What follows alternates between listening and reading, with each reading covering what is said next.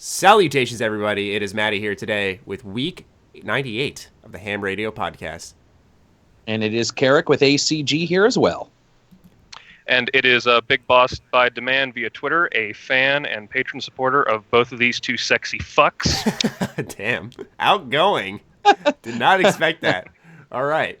Awesome. Good morning. So a couple of things before we get into this week's really exciting gaming news is that we've been having some issues with the mobile version of the podcast. A couple of people have been tweeting at me saying they haven't been able to listen for either a couple of weeks. Someone said it's been a couple of months. I was like, holy shit, I didn't know about that. The reason for that is because we've been switching servers because I used to have to upload the podcast audio on the day of Sunday so that people on iTunes and Google Play could hear from there. But a lot of times we'd record on Friday like we always do. I'd get wrapped up in my weekend schedule, and then I'd forget like I normally did, and I wouldn't upload it until days or even weeks later. And this was to prevent it, so right after the podcast, boom, I can schedule it. But what's happened is since we switched, a lot of people haven't been able to access the podcast. So what I'm doing now is offering you guys alternatives. I do apologize for making people go the extra mile. But anyway, there's two ways you can fix this. Number one is manually subscribing to feed.hamradiotime.com. That'll be linked in the description down below. Just plug that into iTunes or Google Play. You'll be good to go there.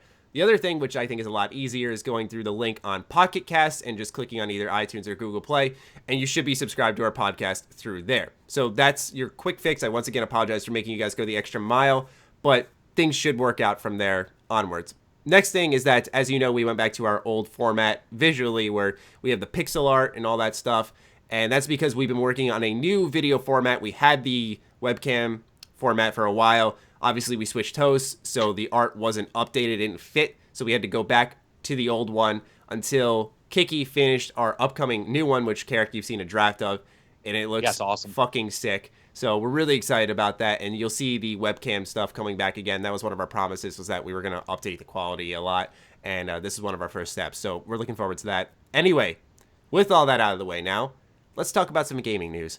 Starting off with Borderlands 3. Big surprise there. Did not expect to hear it.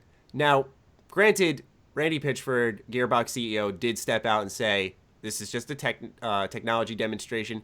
It's not Borderlands 3, but he said in the past they're working on a new Borderlands. He walked out and said, I'm on the Borderlands team. He said during the demo, oh, don't worry, we'll get you guys later. We're still working on the new Borderlands.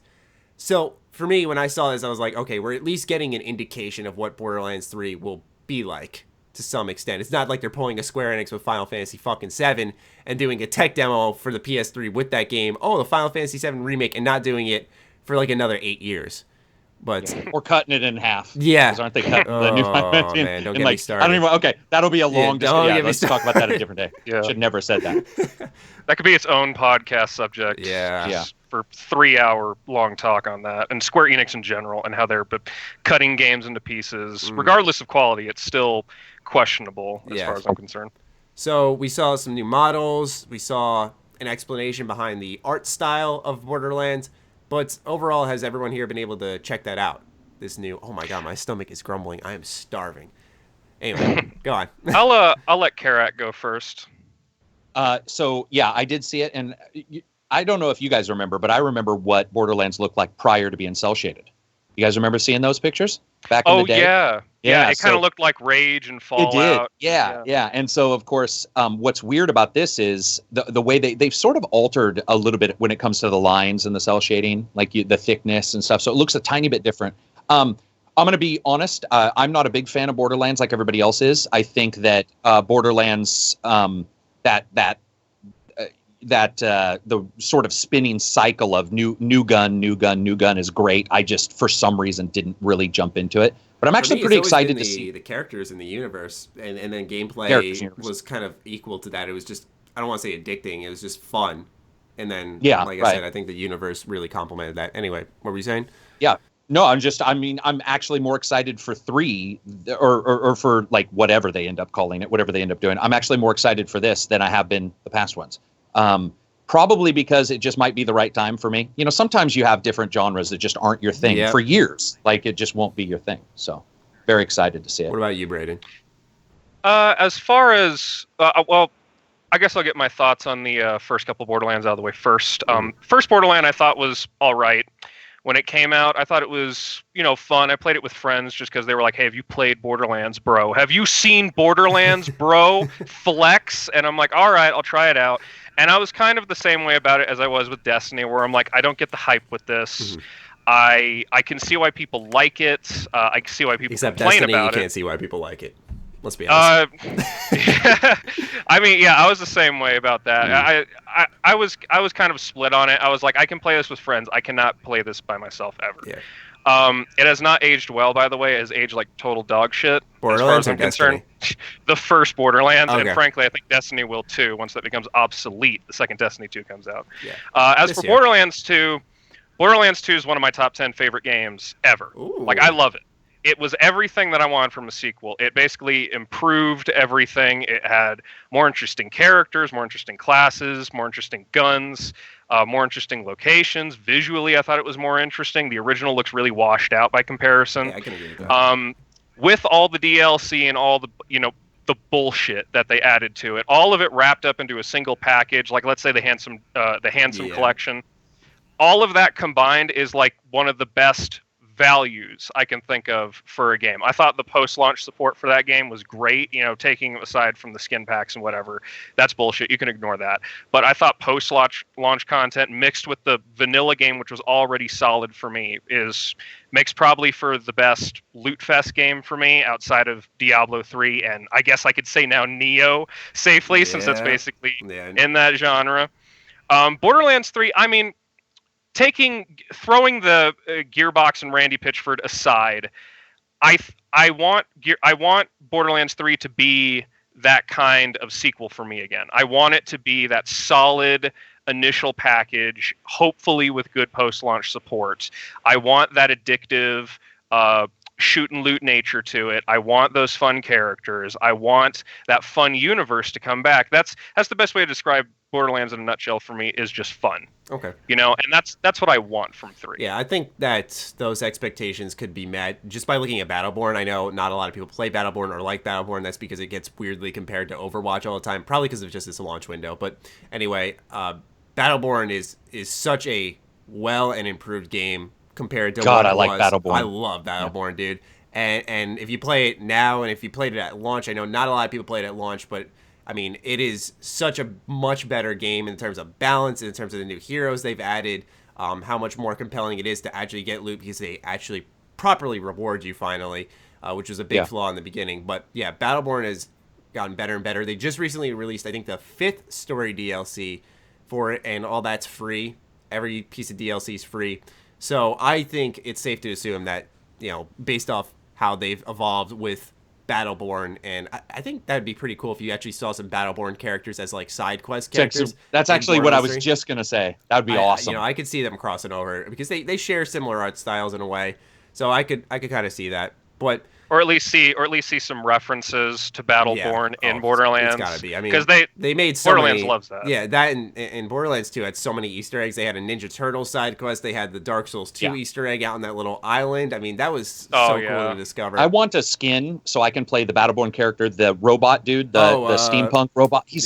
What's his name? He's my favorite character. Yeah, with the sniper rifle. Yeah, I know. I love him. I just made a video about this topic too, and I literally had gameplay of me using him. Oh, Marquis. Okay, yeah. I would die for that. That would be cool. Yeah. I only played the beta for Battleborn. I liked it. I thought the beta was fine, but it was definitely that situation of, do I buy Battleborn or do I wait a week for Overwatch? Mm-hmm.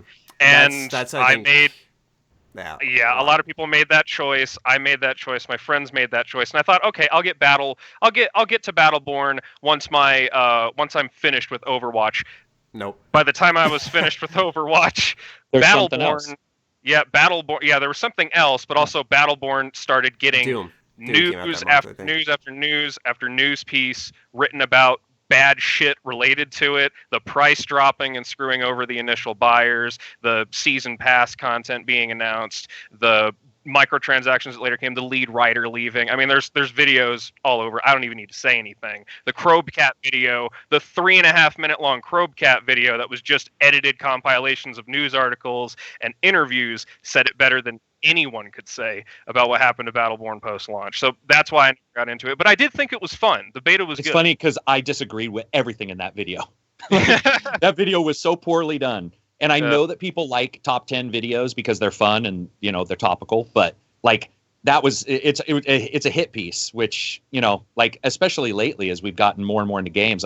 For example, Battleborn, where these hit pieces are created sort of because they're popular at the time, and they hit on things that aren't necessarily 100% true. You know, for example, I saw a hit piece on Battleborn that was like comparing it to Overwatch, and Maddie and I have talked about this for years. We're like, dude, that I'm sorry, but if you don't know shit about games, if you're fucking comparing those two in anything more than a topical fashion, like anything more than they both have heroes. I'm sorry, but like I remember, like I've said it before. I'm like, I'm going to play Battleborn. Like, why would you play that shitty Overwatch clone? I'm like, oh my god, what gameplay are you watching? Is my question, because if you could play as aggressive and this is coming from someone who has like over 200 something hours of Overwatch. You know, right? So like they're so night and day. It's ridiculous. I absolutely agree with that, but I think what really killed it for at least Gearbox's credibility was when they sent that tweet to I think it was the Overwatch Twitter account where they were like, "Bring it on, bro," and it was that gif of the penguin in the robot suit, and I was like, oh no, don't do that. All you're doing is adding fuel to the fire, because I'm with you guys on that. The whole Overwatch Battleborn comparison I felt was very unfair and frankly one-sided, because let's be frank, Battleborn was not going to outsell a Blizzard game. Right, exactly. Not a well-polished Blizzard game. Not a well-polished Blizzard game, you know. Because the auction house was released in Diablo 3. To me, that means it was not well-polished. I guarantee when it first got released. If that did not get backlash, Overwatch would have an auction house. Of course. You know how it is. They test things, they test things. You know, it's like, let's see what the consumer will accept. Yeah, no, it's true.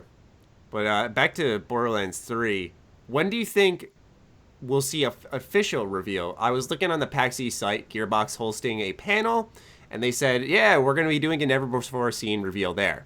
So, does that sound like Borderlands 3 to you?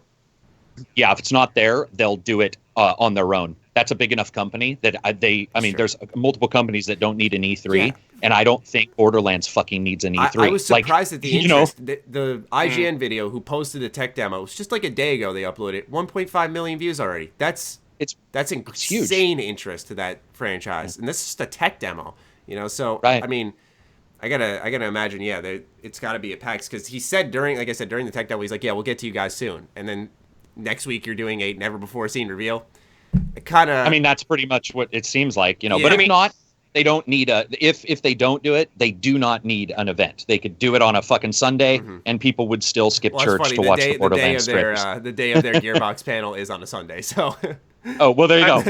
That works out. E3 is more of like a big publisher show anyways. That's for the Sonys, the Microsofts, the EAs, the Ubisofts. I mean, I was surprised when Bethesda started showing up for E3. I was like, really? But I'm kind of surprised because, I mean, they're a fairly small, big publisher. I mean, they're a big publisher, but they're fairly small in compare to, they don't have like say, a million and one EAs teams that can keep grinding out games. No, absolutely not. And they do take their time with each game they release when they do develop it themselves. It would be bizarre if, like, out of nowhere, Peter Moore just walks off the stage and then Randy Pitchford is like, all right, now we're going to announce Borderlands. I'd be like, what? How did this happen? What are you doing here? This is the big publisher show. But I can see it at a PAX or a Tokyo Game Show. Really, not even just a show. It could be, like Karak said, it could be just a trailer on YouTube, and it will explode, and people will be talking about it. Articles will be written about it. People will be speculating about it. Borderlands is such a big name now. I mean, it basically does compete with the Diablos and the Destinies and the Divisions, you know? Yeah, and plus they have like their own YouTube community. When I was watching some of the tech demos, I was just getting other people's thoughts on it, seeing if there was anything they pointed out that maybe I could discuss further or something like that. I mean, there's a huge Borderlands community, and I've made a bunch of Borderlands videos before too, and it's much more popular than I think people give it credit for, because you don't really see a Borderlands every other year or something like that. It's few and far between. Aside from the pre-sequel. Pre-sequel was pretty close to Borderlands 2's DLC ending. Pre-sequel, man, I don't know about you guys. I could not get. That's one Borderlands game I could not get into. I want to try it again, but you got to catch me. I didn't review it very high. There was a lot of weird little issues in that game that I was not a fan of. Yeah, for sure. I got it on a sale. I want to say, about last year. I got it like early in the year when nothing came out. So I was like, all right, well, I might as well buy this for $20, see if I like it. I did like it. As a $60 package, fuck no. Okay, yeah. But as on it, so. No, and I would have. Man, if I was reviewing it, I'd have been like, I would have done like the Julius Caesar like middle finger, like just sort of the finger down, but I would be middle fingering down. I'd be like, for $60, I don't even think so. But for $20, I was like, all right, this is a nice, sliced package. It's obviously reusing a lot of assets, a lot of guns, a lot of character models, and I thought, for a $20 package for like a little spin-off, it's fine. For a full price package, hell no. What's funny is that my favorite Borderlands game, or I say Borderlands game, but outside of 2, the Tales of the Borderlands series, I should say, was my game of the year for 2015. It actually beat Witcher 3 for me because I legitimately haven't. I have not played through any narrative-driven games ever. Like, I could not stand Brothers: A Tale of Two Sons. Wow. I tried playing that for 10 minutes, wanted to fall asleep. I couldn't stand it. Yeah, I know. I was not a fan of Brothers at all. Dude, that game was so sad. I wish Lone was here to back me up, man. That game was great. Hey, I understand why people love that stuff. And it's not even the story they tell. It's how the gameplay, you become so dependent on brothers working together and stuff. It's very different. Yeah. Yeah, I totally get that, and it's the same with a lot of other games. Like Inside is more of a narrative-driven game, and there's a lot of indie games. Stuff like Oxenfree was more of a narrative-driven game. No, I'm just saying I haven't played. I don't even need to say a word about Oxenfree. It sells itself, baby. I know. I'm just asking like the kind of genre. I haven't played it yet. I'm pretty sure I would like it though, especially based off of what you said about it. I mean. From what you've said about it, it might as well be like game of the century. But that's kind of what like Tales of the Borderlands was for me. It was like this amazing little slice of action, humor, drama. It had some great references I liked. It had the Telltale, stamp of approval put onto it. And honestly, I've tried Telltale's other games. Again, I'm just not into a lot of their stuff, but I really think they nailed it with the Borderlands series. I think they're good at humor. And Tales of the Borderlands, for me, is probably one of the best examples of how you can do that kind of narrative experience, especially with that world. Like, that world can work for more than just a shooter, which I think is what's really interesting about it. Yeah, that was definitely surprising. Yeah. Yeah, but Borderlands 3 hype, man. Should be soon, I'd imagine. Just the reveal. Release-wise, gotta be like 2018. Because they only... I'm just saying, because when he being Randy Pitchford, he tweeted out that they were hiring for the new Borderlands, and that was the beginning of 2015, so it's only been about 2 years that they started development. So possibly, yeah. Yeah, I'd say give it another year or so. Unless they've been like doing a Bethesda where they've been pre-producing it for a while, and so a lot of the groundwork's done, and when you just put a full team on it, it's like it's good to go, and they're firing on all cylinders, and they get it done in 2 years. There's always that chance, but I don't see that happening. Let's talk about Ghost Story Games, formerly Irrational Games, the BioShock developer, BioShock 1, Infinite. Fantastic games in my opinion, and now they have rebranded. They're a 25-man team. What do we think about this? Because I think that based on what Ken Levine said in the past, how he wants to make a replayable narrative game, but still have that exciting gameplay based off their mission statement where they're like, where the gameplay is as important as the narrative or something along those lines, and that fans of the BioShock games will like this. I'd imagine that we could be in for a very good treat if it's executed properly, because the connection I drew was the Stanley Parable. I was thinking, man, imagine... a narrative that replayable that also offers a BioShock level of gameplay, that fun, exciting first-person action. I mean, so he has his issues. Everybody knows. All of these creators have their little idiosyncrasies. But overall, everything he's made, I've been at least interested in, if not just downright enjoyed, depending on which title. I'm excited for it, but I don't even have a guess of what it could be, because one of the things about him is, even if you look at when he was working on Infinity. In Infinity, when he was working on it, you can actually see that he changed Infinity multiple times as well. So like one of my biggest, I guess one of my biggest pet peeves is sort of looking at his stuff early, because his stuff changes so much from like iteration to iteration. So I don't even have a guess. Do you, Big Boss? I definitely hold personally, I do hold Ken Levine in sort of a high regard. I kind of throw him up there with like the Kojimas when it comes to the way they handle video game narratives in such an interesting and unique way that really couldn't exist outside the medium. Yeah.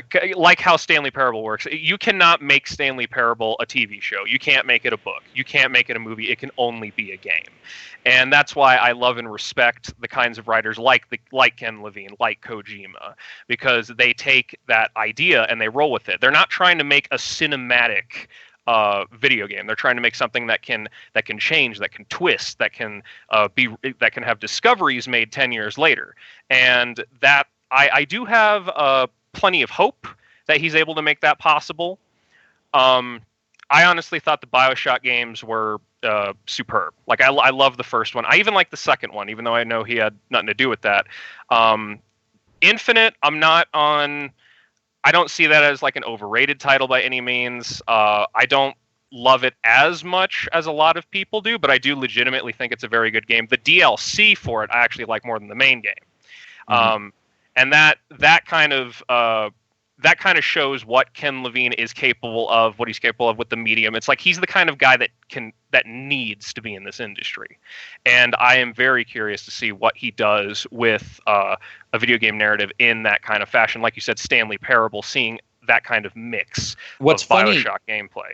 What's funny when you look at this, though, it is funny that a lot of the people you mentioned have issues with their publishers. I mean, it's like, because Ken, Kojima, like these guys, and a lot of the artists do have issues with their publishers or their developers at some point. And I know Ken, I mean, like all the power to him. I've tried to get him on interviews. And I think the dude, regardless of whatever game I like or dislike of his, I think like what he wants to do with games is fantastic. And but even people who've worked with him are like, dude, they get this, they get a starry-eyed look, and they're like, so I don't even know what they are planning. They got, and so it's difficult to even guess. But if my hope would be, in all honesty, that he goes and wait until I'm finished with this, because I know people are going to be like, what the fuck? But my hope is that he does with this title what he wanted originally to do with BioShock Infinite. And BioShock Infinite turned into more of a gamey game than he had planned originally.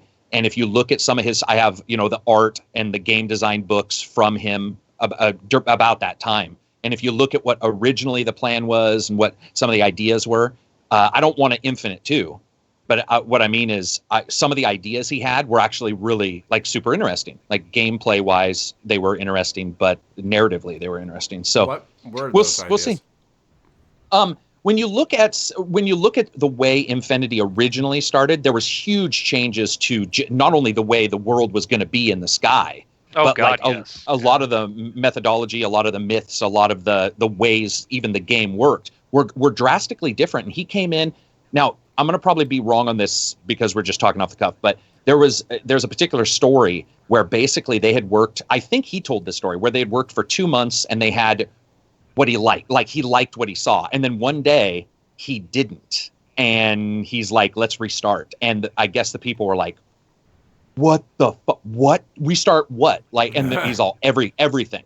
And so they just redid everything. And I think what happens is the problem with visionaries, and this is something you'll hear from writers, by the way. You'll always hear this from authors. They'll say, never get personally invested in a character. Because if you do, if you put yourself in a character, what will happen is if you're mad one day, your character will be written slightly different than if you're not the next. And I believe that Ken gets a little bit like that. Just being brutally honest, I think that he sometimes lets his muses, he just changes. He's like one day, he's technotronic one day, and the next day is rap, and you're like, what just happened?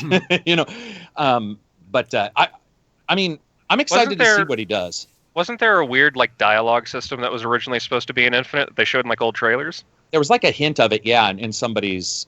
I remember there was a video about it where they were showing some of the old stuff. There was a lot, like there was like a weird choice system. They showed it with like a horse that you could shoot the horse or not shoot the horse. There was like a guy that you could shoot, and there were like weird. I remember that. Yeah, I was like, that's kind of what you're talking about. Like stuff like that was nowhere near the final product. And when I look at stuff, or like one of my favorite scenes from one of the old trailers was when they fired this big mortar shell at you and you caught it with your telekinetic powers. And I'm like, where the fuck was that in the game? You know what I believe too? That, yeah. I believe that Ken and this is just being honest, I believe that Ken saw Mass Effect, Paragon Renegade, not success in their narrative systems, and he either didn't want to be like Mass Effect, or maybe Mass Effect 3's ending at the time. I don't know the overlap, but it seems like he had one idea on the narrative that was very BioWare style, and then fucking randomly was just like, boom, we're doing something different. And I do believe that sometimes, these guys are looking around the industry and they're like, I do or don't like this. And I'm not saying that was the full reason why he did it, but it does seem odd that when you look at the original ideas for the narrative, it was much more Paragon Renegade, open palm, closed fist, Jade Empire type of stuff. So I'm excited for it. I just hope that he doesn't get caught up. I want it to be done. Like I don't want to hear that 4 years from now they've restarted again. Yeah, make it focused. Find a method and stick to it. Yeah, because I want to see what his original idea is once it gets into a game. Because he hasn't done that. If this stuff's amazing, I would love to see his raw first ideas put into a good video game and see, because I think that shit's probably pretty crazy. I think if you crawl into Ken's brain, it's probably crazy pants. And you're like, what the fuck is going on? Talking horses and shit, and you're like, I don't know what's happening here. I want to see that in a game. I want to see somebody make something that's so fucking Cthulhu warped that you're like, wow, like, this is actually making me question what's occurring.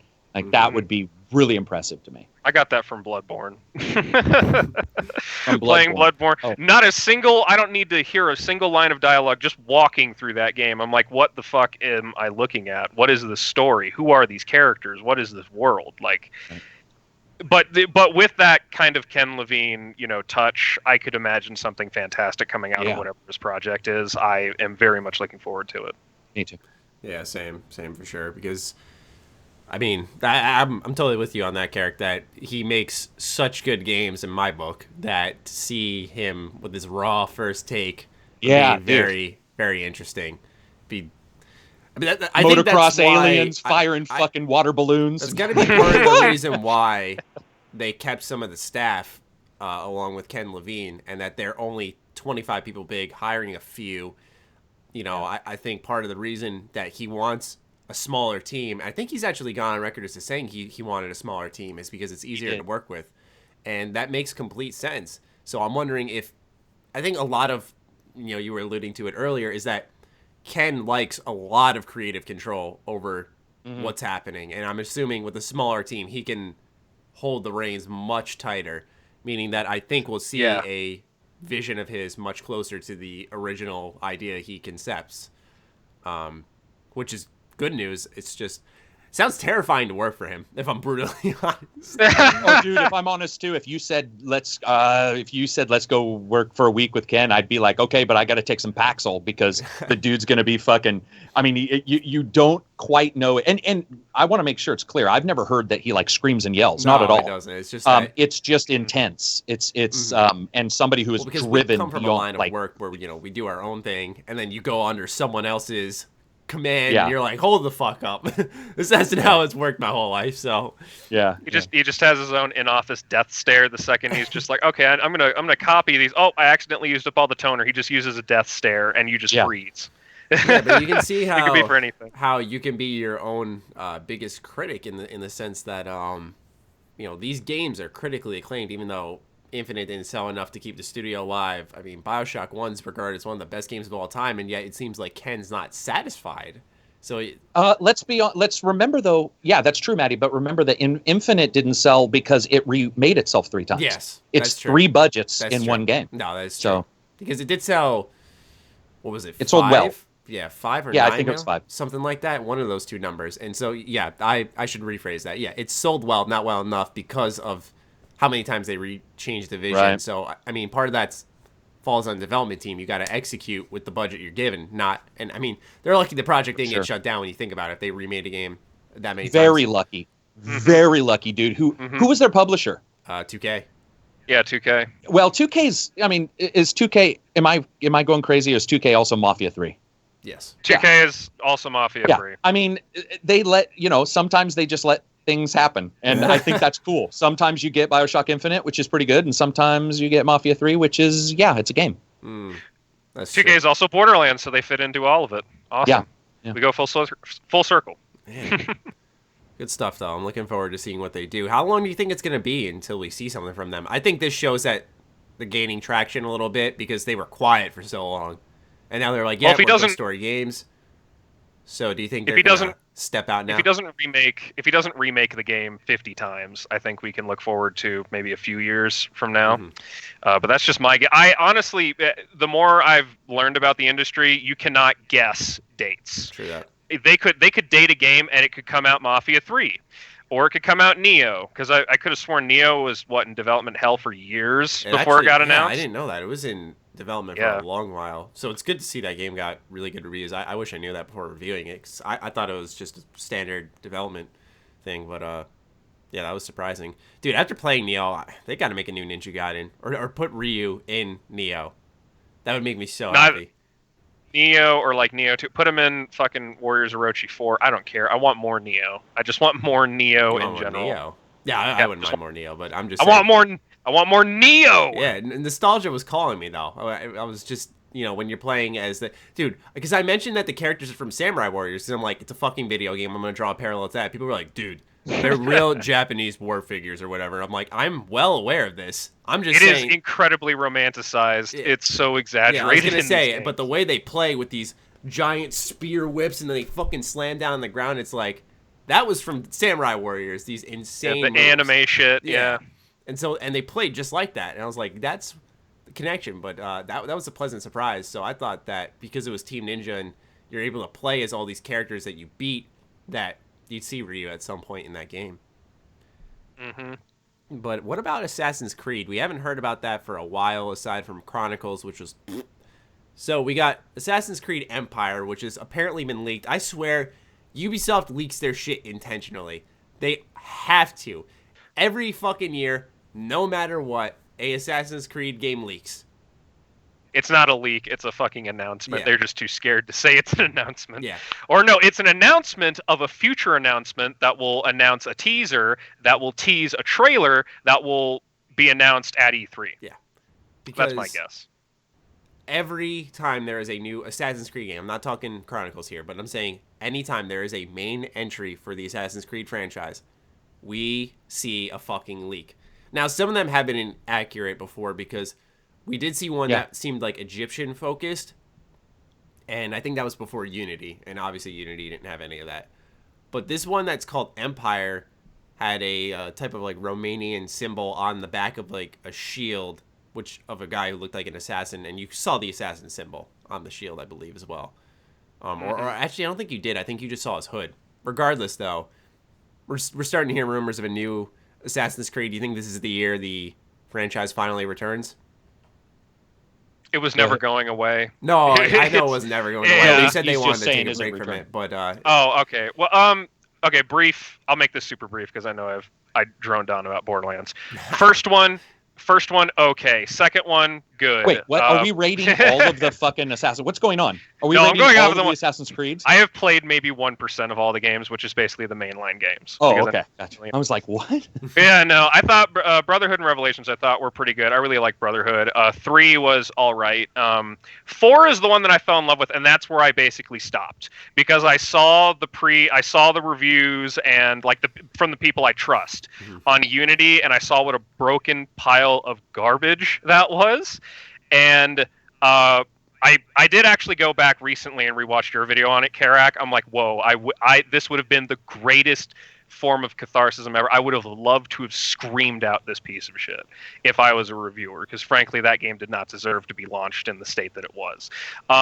It's so weird because of that. Because I've said this to this day. I must have gotten beyond lucky because I didn't have a fucking glitch whatsoever. No audio. No visual. None of the faces disappearing. None of them falling through the map. Or actually, I fell through the map twice. Okay, but point being is no crash. Yeah, no crashes. It was insane. Because I'm like, yeah, this is a pretty good game, guys.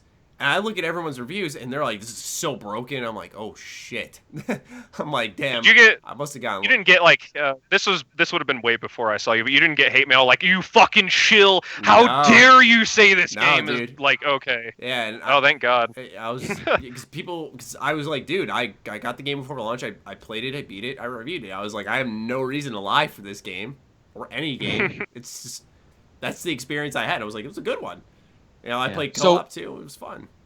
So the question being, is like Empire, is this the year that we see it come back? Yeah, I would assume that it is the year that we see it come back, and that this is the time that they announce it. Probably next year is, well, I don't necessarily believe it'll release this year, but I do believe that we'll start seeing the information about it. I'm hoping it's good too. Is it going to be a reboot though, or do you think they're just going to continue where they left? Oh, I think they'll continue. I think that Ubisoft is pretty good at just sort of removing what doesn't seem to work for folks, and the futuristic stuff wasn't working that great. Pirates did, and Pirates got into Rogue, and Rogue was fantastic, even though it was a truncated title.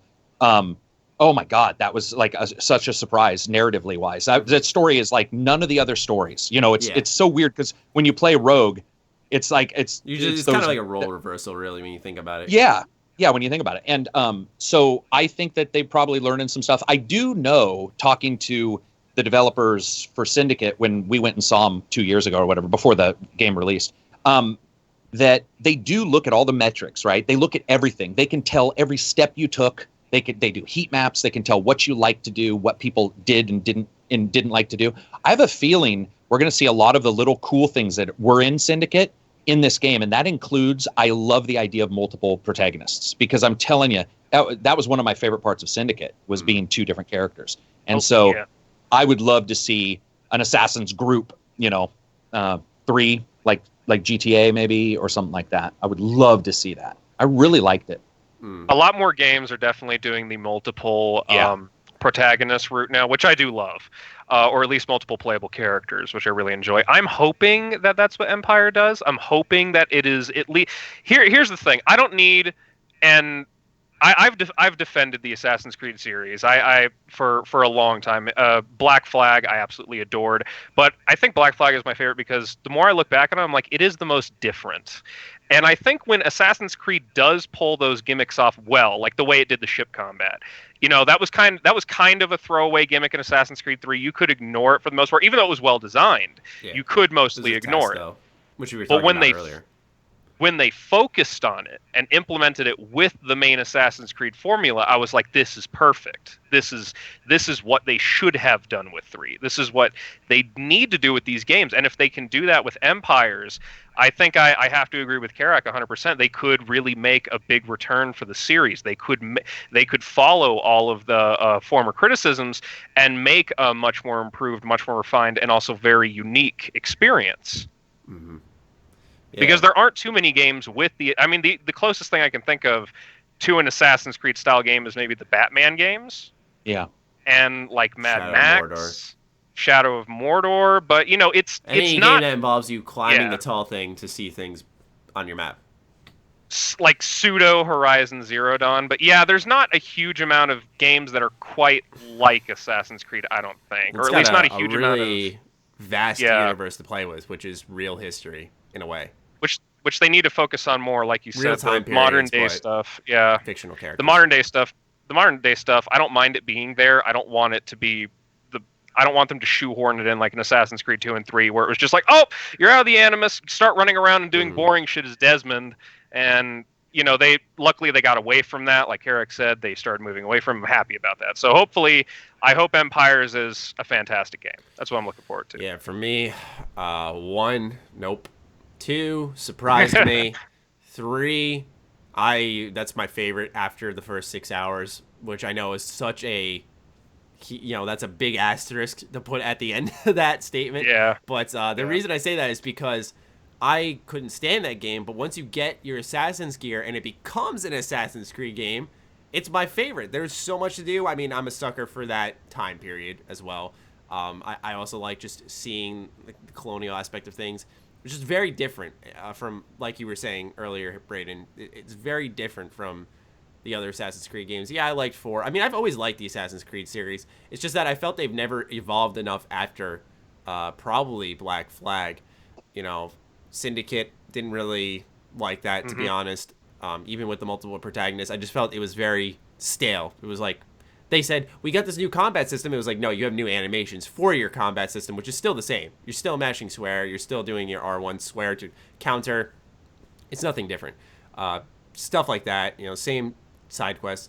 Unity, I liked it. I thought the cool addition was co-op, but they didn't really flush that out enough. So once again, you know, I liked it, but it was still same old, same old. And I've been saying that for a while. And that's why I like Ubisoft. I respect them, because I don't know many big companies like them who will take chances with a game like For Honor, Steep. I wouldn't say Watch Dogs 2, but those are 2 new IPs that have come out in the past couple of months that are different from what we've seen in the games industry. So that's why I respect Ubisoft. But then they'll do things like how I'm feeling right now with Ghost Recon Wildlands, where you play it, and if I played a lot of The Division, I love The Division, but Ghost Recon Wildlands is quite literally The Division in this much bigger open world, and I'd say more of a focus on story and co-op, which you'd think someone like me would like, but it's just that there's too much of the DNA of The Division within Wildlands, where I feel as if, what's the fucking difference between these two? Now you could argue, oh, they're both under the Tom Clancy name, but don't you want to differentiate these series so maybe they can catch on? But I feel like, we've talked about this before, metrics, they're probably like, well, people liked, and we saw how much popularity The Division gained over time.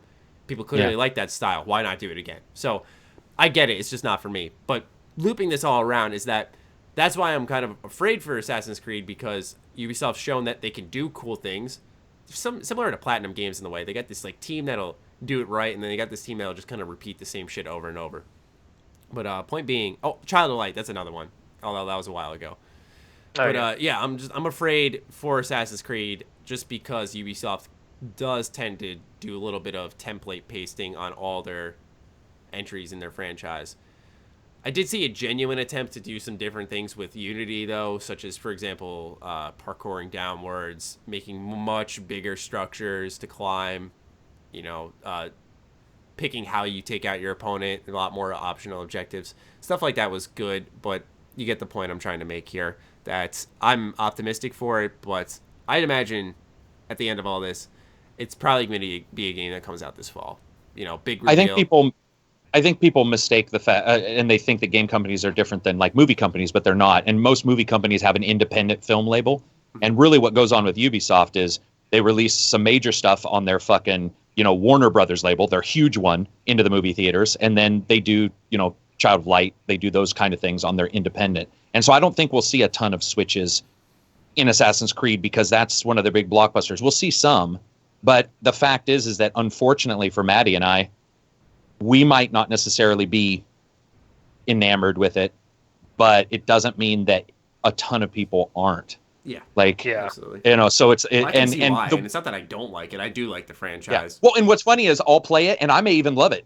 But I'll still go, I love it, but it does have towers, you know? Like, I mean, that's the thing. It's a very weird you see the mechanic underneath it all. You see the framework that they set.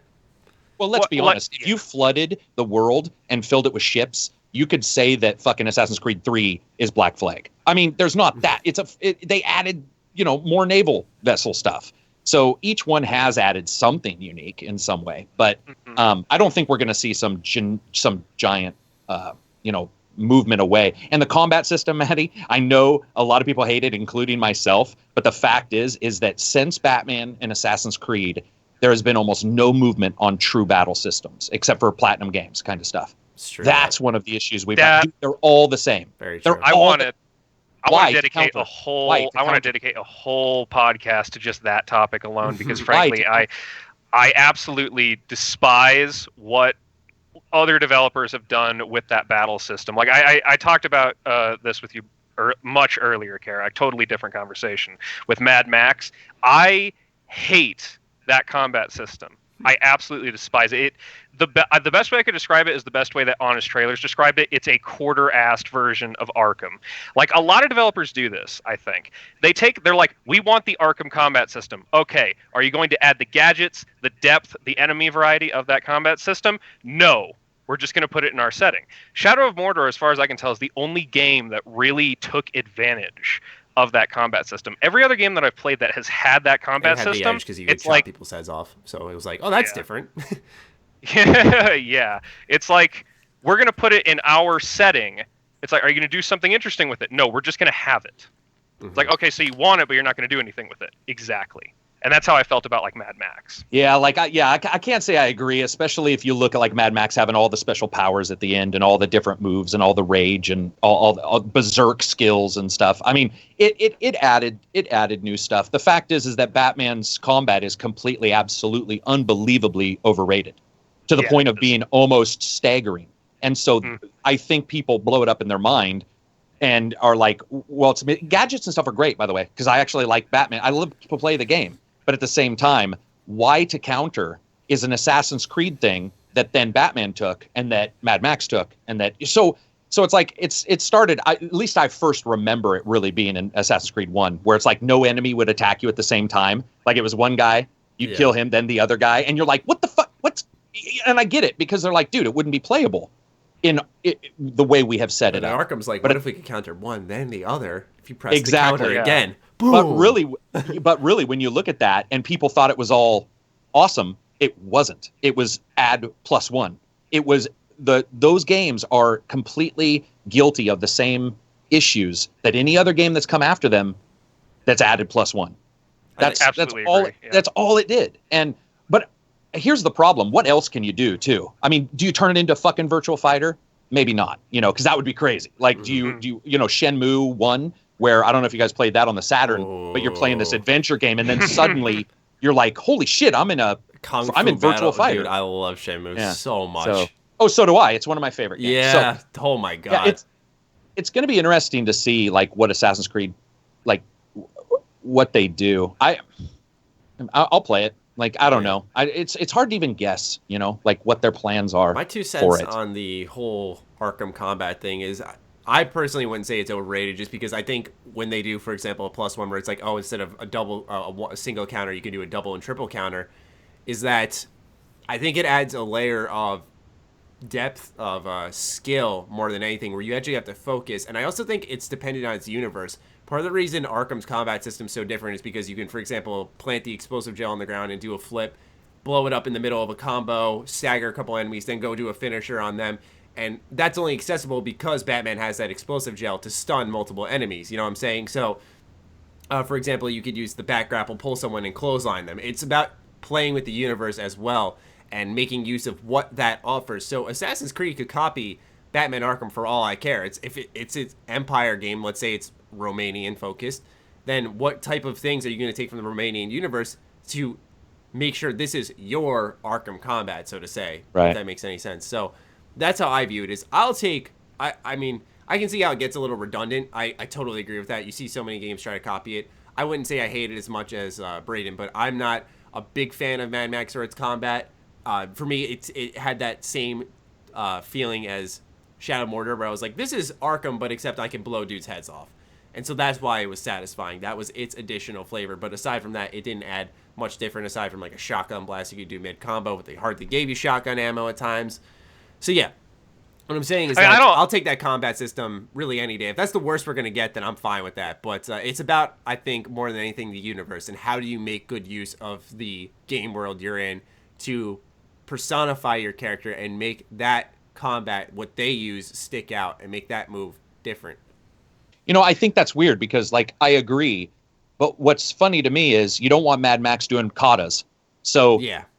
You have the ability for him to light people on fire. You have sledgehammers. Yeah. You have berserk. So that's where you get to this issue where it's like, this is a combat system that doesn't need to be in every fucking game, and I think that's part of the problem. Exactly. And including, by the way, Assassin's Creed. Like, I would love to see them eject from this Y counter bullshit, because I'm going to tell you, the first time I turned on like the Assassin's Creed games and found out I could spam that, Batman spam it, I was just like, this is fucking killing my soul. Like, you almost have to pretend you don't have the button, and that bothers me. Like, it bothers me that you have to basically pretend that you're worse than you are, because counter is so powerful in those games, it'll be interesting to see, man. Hopefully they do something completely different. We're all just like, what the fuck? Yeah, we'll go back to this episode. Shenmue Assassin's Creed. Yeah. Yeah. Or they pull Shenmue, a Yakuza. Or they pull like a Yakuza, yeah. and it's like, oh yeah, they just throw in a brawling system. Like they ditched the whole combat system completely. It's like, yeah, you can, throw people through windows and like pick up trash cans and just slap people with them, change different combat styles. Like that would be cool. I would like to see like a return to like the PlayStation 2 classic brawler era of like fighting games. That's of that kind of fighting system. Yeah, from what I've seen at least. And it's like Yakuza's fighting system is not perfect. It's got plenty of stiffnesses and issues. But I miss that meaty, punchy feel. I like the Batman fighting system. It's very momentum focused, very quick. It's more agile. But I like the meaty punching that is in like Yakuza. I just like seeing guys just get slammed into the ground. I like just throwing down those good combos. I kind of want to see more games with that kind of combat in them. I think Assassin's Creed would do well with that kind of combat, I think. Yeah. But I don't think they'll deviate from, the systems that they've already had in place. They'll hopefully they make them more interesting though. Yeah, for sure. I mean, I hope so. So, next topic. Nintendo Switch's launch day is today. As we record this, obviously when it goes up, it'll be Sunday, so it's Switch's launch weekend. I got mine a day early. I was setting up my hockey net outside, actually, and all of a sudden FedEx pulls up and guy gets out and hands me a small box. I'm like, are you serious? Is this for me? And I opened it, and it was my Switch. I didn't have any games for it, so I just hooked the thing up. But so far, I'm really impressed by how small it is. But Karak, I think you're the only one in this group here who has actually played your Switch extensively. So would you like to share some of your thoughts on that? Oh, absolutely. Absolutely. Yes. Disclaimer, I was obviously not paid off by Nintendo. I'm Zelda in particular. So if you talk about the hardware, I actually really like the way it feels, handheld-wise. And I told you this prior to the podcast. We've talked about how I was suggesting you should do handheld reviews, and you're like, it gets a little cramped. I don't like it as much. Yeah. And so that's interesting to hear. Well, it's also a huge handheld, though. Yeah, I mean, when wide, I guess. Yeah. I don't like them when you take the Joy-Cons off at all. I hate everything about that. The moment the Joy-Cons come off the sides, that's when the fucking wheels come off the cart kind of thing. But I love I love the way it feels when you hold it, and you're just like. It would be something I would probably play for a little bit while I was, in bed getting ready to go sleep or something.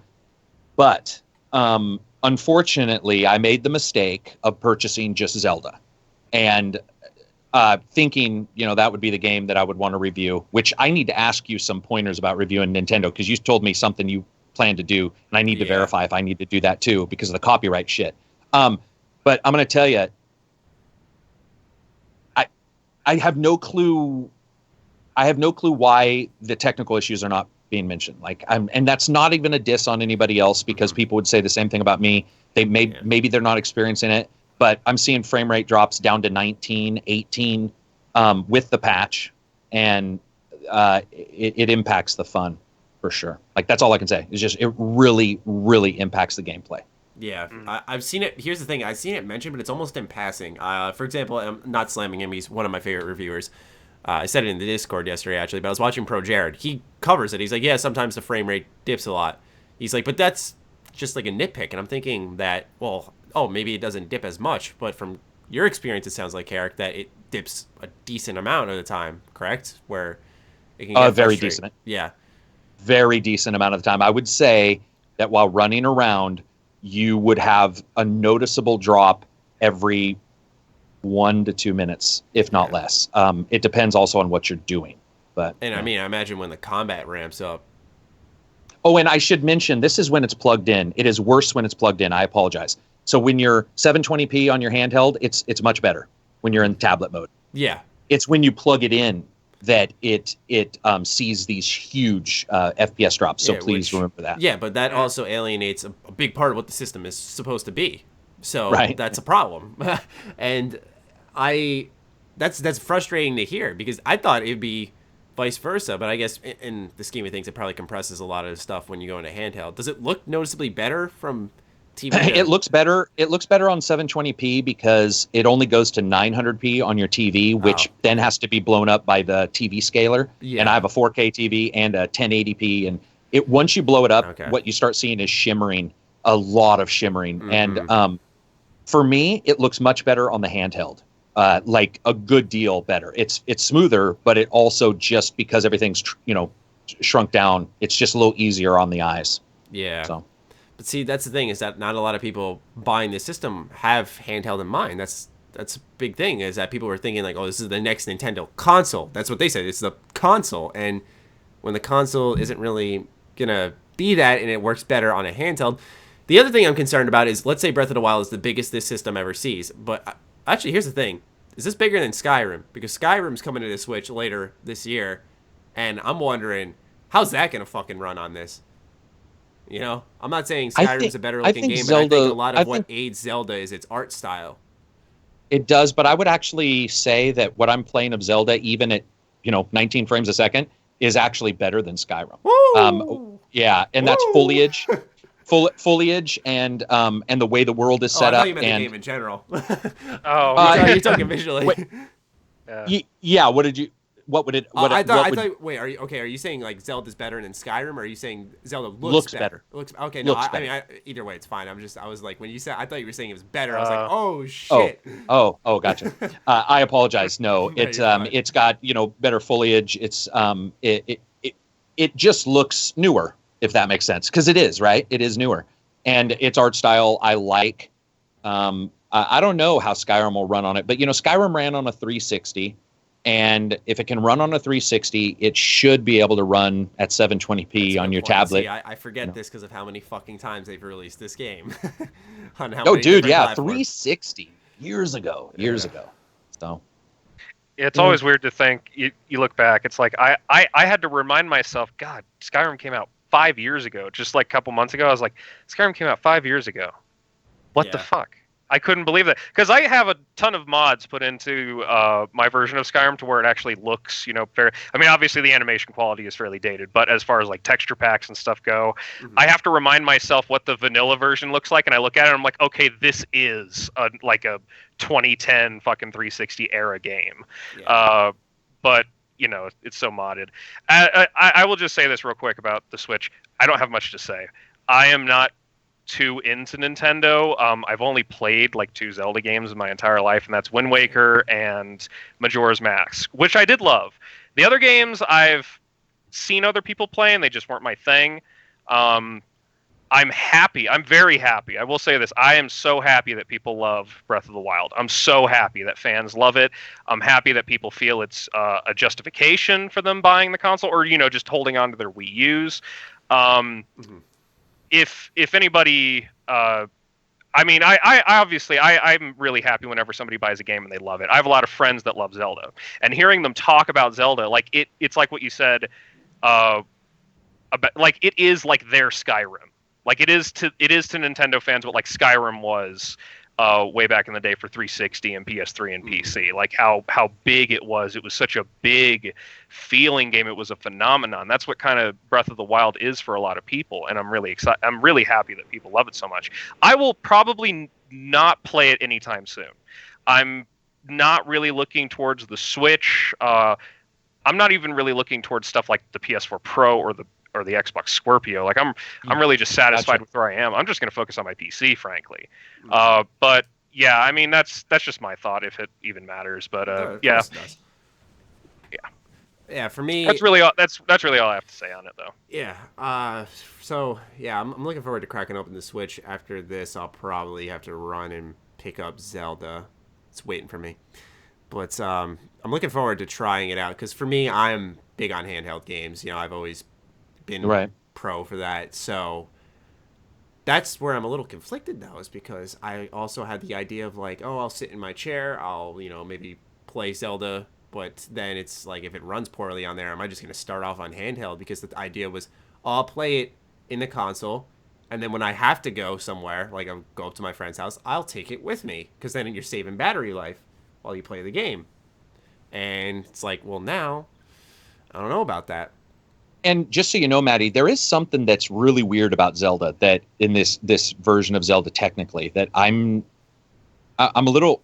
It certainly seems like a bug, but it or a memory leak, which really scares me. But the more you play that and the farther you get, the way the frame rate hits, the way you see those drops in the plugged in mode is something that reminds me distinctly of like a memory bug on a PC where you get a leak and you start using more and more memory, and pretty soon your FPS drops in ways it shouldn't. And I was talking to a reviewer who reviewed it, and I was like, dude, you gave this a 10. I have some questions. And he's like, oh no. He's all, dude, at some point you're seeing drops when you're staring at a wall.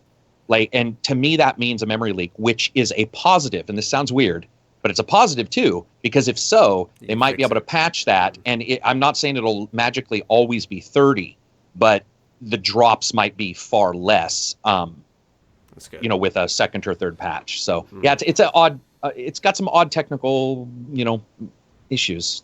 And isn't it weird, Maddie? When we grew up, well, I'm older than you, but when I grew up, first party titles were always the best titles. So Sega, Dreamcast, you knew that the Sega games would run the best. And then third-party publishers would get their developers to talk to Sega, and they would find out how they use the Saturn correctly, or the Dreamcast correctly, or the PS1, PS2, PS3. Now, even the primary they're Halo like, Wars. We're still figuring it out. Halo Wars, it comes out, and you're like, what the fuck is occurring in this game? Yeah. So, and Zelda, it's sort of weird that the main company's games aren't sometimes aren't delivering the way we except for Horizon. Yep, there it is. Yeah, I was just gonna say Horizon's one stable motherfucker. That is so impressive. It's it's beyond impressive. Phenomenal. That's for sure. Small question for Karak. So you're mentioning the FPS drops and their frequency. Where would you put it on par with, say, Bloodborne? Because I know Bloodborne had a lot of very. It's way worse than Bloodborne. Bloodborne for me was micro stutter, not true frame rate. So micro stutter in Bloodborne's still there actually, and some people can ignore micro stutter. I was noticing it in Bloodborne, but I don't think Bloodborne to me was as noticeable as what I'm seeing docked on the Zelda on the Switch. Yeah, I would say it's worse, especially as you continue playing. And I do have the patch, because I know people are like, did you get the patch? I did, and there's people on Twitter right now who are reviewers who are like, I have the patch. Fans actually, and they're saying the same thing. So. But it can be patched, it can, they patched Bloodborne like 11 times. So yeah, Bloodborne though, I remember specifically one area, there was a big frame dip, and it was after you got through the church, you killed Father Gascoigne, if that's how you even say his name. And you're leaving the church, and it's when you walk out and you see like the fire, you see like a cathedral in the distance, you see a fucking watchtower. That's when the game, like, no matter what, always dipped. But yeah, outside of that, I don't remember having frame rate issues. On the other hand, Blighttown, Dark Souls 1. Oh god. Fuck. Swamp. Dark Legendary. Souls 3, Swamp. Jeez. Yeah. No. According to the fans, the frame rate dips were a feature. That was an added challenge to that area that you just had to overcome. That's arguably justifiable. I have come across some very weird people in my years, and yes, there were people that legitimately defended the frame rate drops in Blighttown, and they were actually upset when the mod for the PC version came out and fixed it. Wow. Seriously, like, seeing that move at anything above 9 frames was like, I was shocked. My eyes weren't bleeding, but it felt smooth at 10 frames per second. You're like, oh my god, it felt smooth at fucking like. Anything above what was there, like, it could have been one extra frame, it would have been a noticeable improvement. But seeing it at 60 was like looking at a completely different game. It's like, this is not Dark Souls anymore.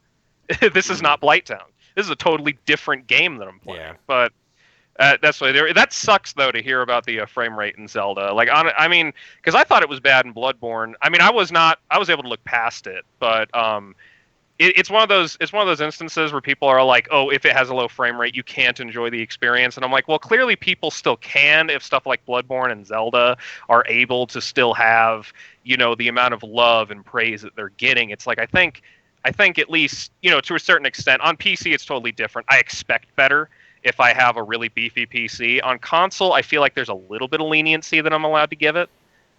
But that's just me. I think that, we're recording this on a Friday. It'll be posted on a Sunday. We've got Nintendo obviously taking data from everybody. My assumption is that, you know, they're going to be pretty smart and fix it in some way, whether that means turning off some special effects, whatever they have to do to get it better. But, you know, everybody I've talked to who owns it has the same issues. Digital Foundry has a video where it's dropping to, you know, 20s, 21, 22 all the time. So, you know, I think that the company will be smart. They'll have to patch it in some way to improve that frame rate. I don't think any company's first party, they'll leave it like that. I just don't. I mean, even if, this is the honest truth, they drop your output on your docked version to 720p, which is very legitimate as a option, which is to basically make the portable and the docked version identical. And I in all honesty, I wish you could just do like we do with Neo, you know, with Neo, just go performance or resolution. Yeah. Not Neo, I'm sorry, Horizon. I thought Neo had that though, action mode. Neo, didn't it? No, like Horizon. Okay.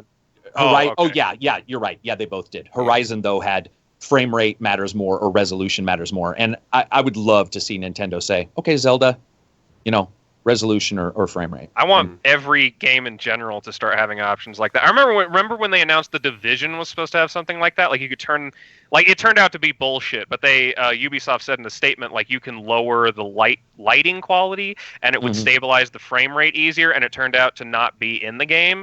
But people were excited about that, and I think console players do want that option. I want that option. If I want a higher FPS and a lower resolution, give me that option. You know, The Last of Us did that. I think Infamous Second Son, The Last of Us let you stabilize the frame rate to 30 so that it would never dip, or you could keep it at 60, but it would still occasionally dip in places. They did the same thing with Infamous Second Son. You could keep it at 30, or you could let it kind of just go all over the place. I didn't know that. That was not a good idea, by the way, in Infamous. That frame rate went all over the fucking place. I would rather have just kept it at 30 instead of going from between 60 and 30, which can be jarring. But yeah, I want more. I'm hoping this becomes at least a trend for first-party games. At least first-party games. I want all developers to do it, but I know that's a monumental task when they have to configure for, you know, PC and Xbox and PlayStation and Nintendo. I know that's a monumental task, but at least first-party companies, I hope they do that. Yeah, I'm looking forward to trying it out though. Here on the other side of the games industry, we have Xbox launching the Xbox Game Pass. Really, really excited about that. That's a very moving the games industry forward type move in my book. What it is, and correct me if I'm wrong, because I briefly read about it, it's $10 a month, and you get access to hundreds of games. Correct? Yeah, with some backwards compatible 360 games as well. Oh, wow. I didn't know it was just Xbox One. No, it's not just Xbox One. With you can have not only Xbox One, but both. You can also have backwards compatible games. Oh, wow. Okay, so I didn't know that. Yeah, this is good to hear about for me because I have a lot of friends that got an Xbox One, and I'm not causing a console war or anything. I did not get the Xbox One. I got the PS4, and my friends got the Xbox One, and they were not satisfied with it for the longest time. I'm only just now recently being satisfied with the PS4, frankly, with the games that have been coming out. So I'm not on either side of the coin. Honestly, if you're gonna tug me, it'd be PC.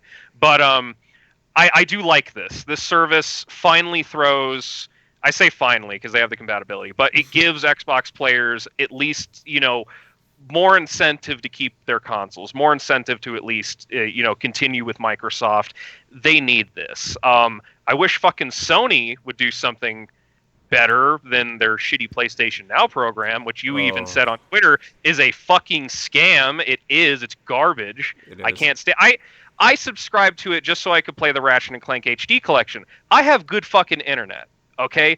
Damn good internet. I pay $130 out of my own pocket a month for my internet to make sure that it's fucking good. I get the shittiest artifacting, bad, like worst quality fucking performance out of the shit off of PlayStation Now. You don't want to even know what my friends who have far worse internet than me have to go through. People with HughesNet in fucking like bumfuck nowhere, Nebraska.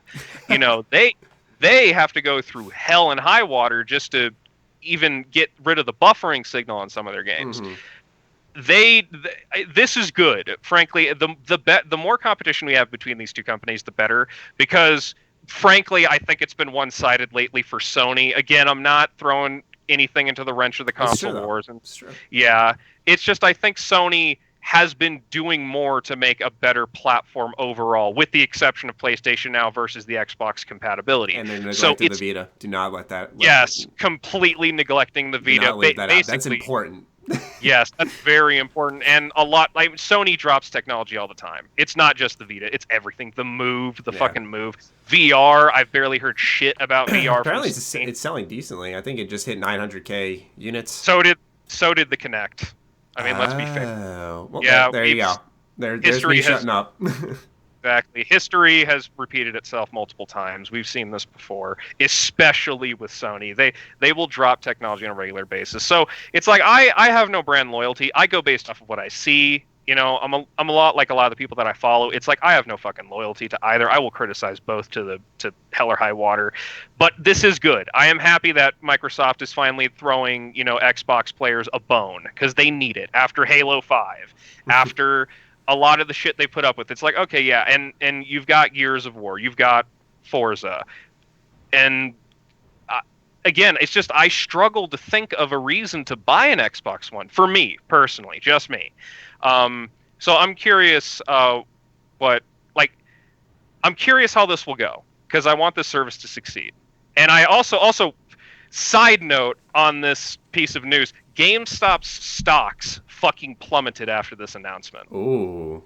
Yeah, like immediately afterwards. I remember seeing that right next to the announcement for this. Their stocks basically died for a good little while. I obviously haven't followed what they're like now, but I remember reading the comments on that, and they're like, because they go based off of used games. Services like these could hurt used games market, like the used games market. Or at least for GameStop. Maybe not for stuff like eBay. Considered used digital games before. I'm like, yeah, good luck.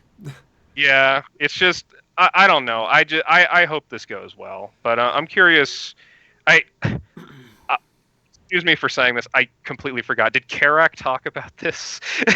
You did just talk about this, right? About what? About what I just talked about. I honestly just completely lost my train of thought for a second. Yeah. Did you talk about this? Your turn. So Microsoft is offering something that's just different than Sony, and one of the ways they're doing is like EA Access, this backwards compatibility, and in a way, every single company usually has a stable of first-party IPs and a strength there, and Microsoft's is a little lean, and so it's obvious that they know that. The thing that I think people always forget is Microsoft feels like they're selling incredibly well because they're selling better than the 360 did. Yeah, but in the competition they're not, so it's perspective. But it is. But one of the things that people forget is the perspective is also making money, and there's a magical we're number one, which means nothing, and then there's a we're actually making money, which means everything. And so I think that if anybody thinks they're going to buy a bunch of fucking developers and have a bunch of first-party IPs, they're unfortunately in for a world of hurt. Most likely Microsoft will have just their couple new IPs. There's certainly at least two that there's a rumor of. And we'll see, of course, how the access situation works out. But I think that everybody I know likes EA Access, and that's barely got any games. If this has as many games as Phil Spencer said on IGN a couple days ago, because he was just talking about this, then that's fucking insane. But I don't.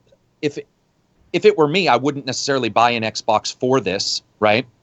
So I'm not 100% sure exactly what their plan is. You know what I mean? What their goal of all this is. To me, it's just a feature ad, which is really cool for somebody who owns one. But the people I talk to haven't even made the jump. I mean, I would say 1% of the people I know have made the jump to next gen. No, less than that. No, I mean, it's like it's about 1% of people that I know have made the jump to any next gen. So it's very odd in that way. For example, Maddie and I talked about this last year, that Microsoft seemed to be hitting all the IPs, and Sony was sort of Last Guardian, but that was, having its issues. And then you got Forza and Gears and and you're like, boom, boom, boom. Yeah. And people didn't make as much of a big deal about that. It's almost like everybody was just like, okay, those are great, but. Yeah. And then Sony does it. And people are like, yeah. And it's like, you know what, guys?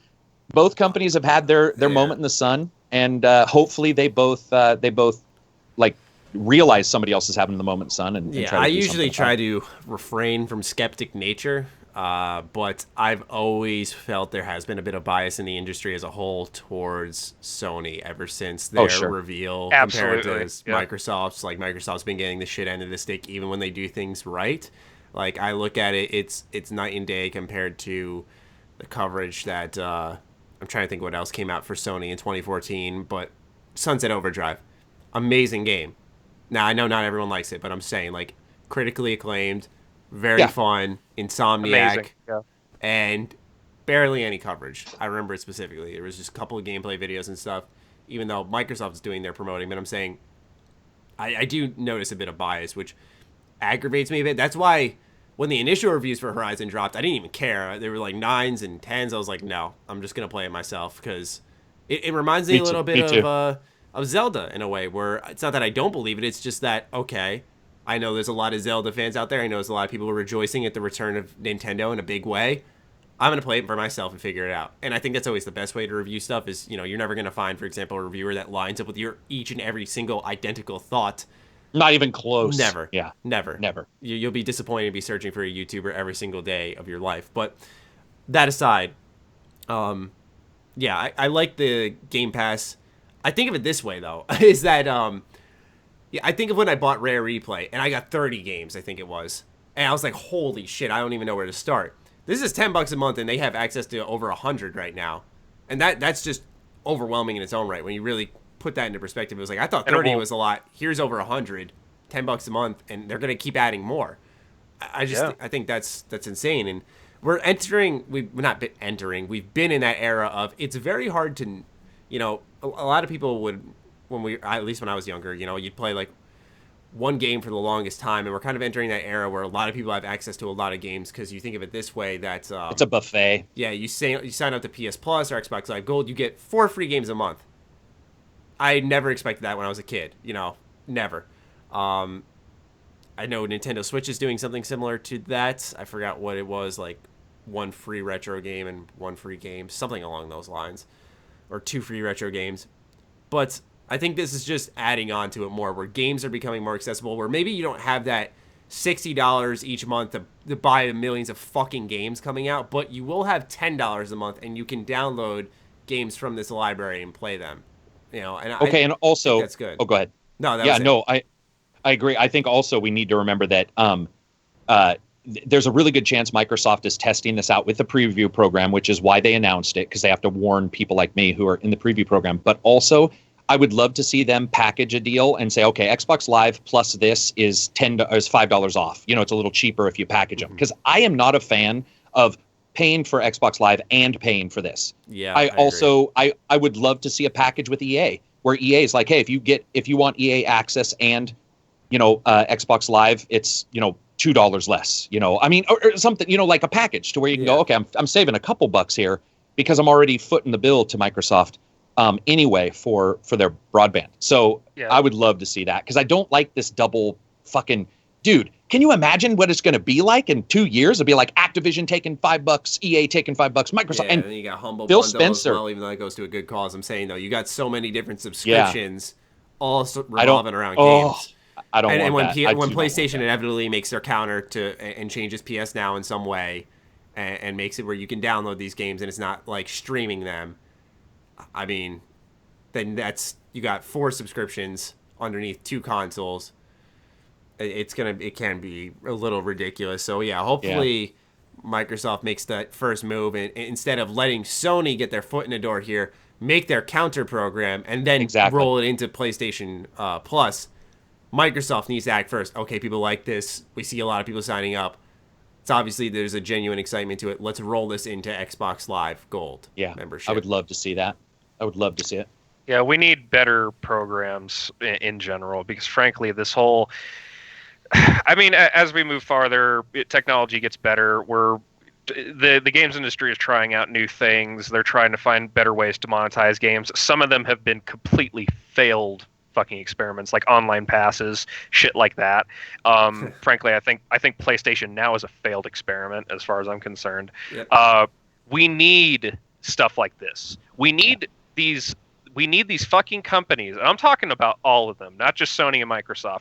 We need these fucking companies to start looking at like convenient services that some people have even replaced in other entire services with. Like, look at Netflix, look at Hulu, look at how movie theaters are actually dying right now. Like, Hollywood is making less money from theaters. They're making more money from like streaming. And I think even like Blu-rays are selling better than like movie tickets in some instances. I mean, they're doing well in China, but that's because it's China. But like, it's the thought of its convenience. That's what it boils down to. The more convenient you make your service, the more people are going to want to pay for it. People don't mind spending a couple bucks a month so long as the service is A, working properly, unlike PlayStation Now, and B, this, like what Microsoft is doing here. They're giving you a lot to work with all at once. It's convenient. It's right there. It's right there for you. You don't have to fidget around and bullshit your way just to get what you want. Like with fucking online passes, which was terrible and cancerous and is dead now, thankfully. But, and I know some people don't mind it's getting more normalized with microtransactions, but some games it still bugs me. Like, I still get bugged whenever I see a storefront for a game. I don't even mind cosmetic DLC all that much. Sniper 4. Yeah. DLC for your guns. Remember, Maddie? You turn on Sniper 4 and you go in there to buy guns. It's like DLC. It's like, do you want another gun? I'm like, I didn't even start the game. Bastard. Bastard. Oh, my God. Stuff like that. It's like when that's getting in the way, when that breaks, like, if I started Sniper 4, by the way, I'm never getting that game, but if I started Sniper 4 and the first thing I see is, do you want to buy this new DLC? I'm like, that's the kind of thing you would parody in another game. Like Wasteland 2. The second you start Wasteland 2, at the bottom right of the screen, it says, like, horse armor, $99.99. I'm like, that's like the kind of thing you would make fun of in a game. Yeah. It's like, don't do that, game companies. Don't do that. We don't like that. Gamers don't like it when you throw your fucking product placement in the beginning of the screen. They don't like being reminded that they can spend more money on the game they already spent hard-earned money on. It feels like you're missing something. Yeah, like Overwatch, I think, did a decent enough job hiding away the loot box microtransactions. I mean, they're there, obviously, but you're not always thinking about them. But yeah, I do like this service. I hope it does well. Yeah, I mean, the thing I'm conflicted at times with microtransactions, we've talked about this before, is because Karak showed me the other side of things where he's like, well, you take more risks up front because the microtransactions can maybe cover for some of those risks where you're not getting burned entirely. And so I'm not saying that it excuses microtransactions because there's still shitty practices out there. Evolve definitely is one of the first that comes to mind any single time. I mean, how many fucking editions of that game are there? So I don't mind cosmetic. If you're gonna buy clothes, it's always up to the consumer. If you're really gonna foot the bill for clothes, whatever, it doesn't matter. But it's obviously when it comes down to that pay to win, you kind of see that a little bit in 4v4 For Honor, which kind of rubs me the wrong way. Halo Wars 2. Yeah. Halo Wars 2. Yeah. I don't know though. I played a lot of Blitz even after launch. I'm not even kidding. Oh, I know. I noticed this morning when I played. Wow. Like, okay. I don't know. I mean, I noticed there's certain cards like because the cards but they can go up in experience because they just buy more cards and get duplicates, and you have to play with them. No, I know. So I mean, they're going to be like higher level than yours. I mean, but I've played players higher level, and I just feel like it's always been down to if I can handle it. I mean, there are certain cards. I forgot which card it was, but or what the name of the card was, but it was where that blue ray came down and it obliterated everything. Yeah. That one, Isabel's card, I really like that, and that one's a game changer always. I was doing 2v2 with my friend the other night, and we were just about to get smoked. This team's coming in with it was so epic. They're coming in with everything, heroes, their fucking best tanks, and he just calls in this one orbital strike and just decimates them, and I just came in and cleaned them up. So I agree. Here's the problem that I have with like Halo. Here's the problem that I have with any pay to win. So let's move away from Halo just for a second. Okay. Here's the reason why I have a problem is because I don't want to have to question if it's because they have. That's a good point. You know, that question mark, because that can change your strategy too. You played Overwatch.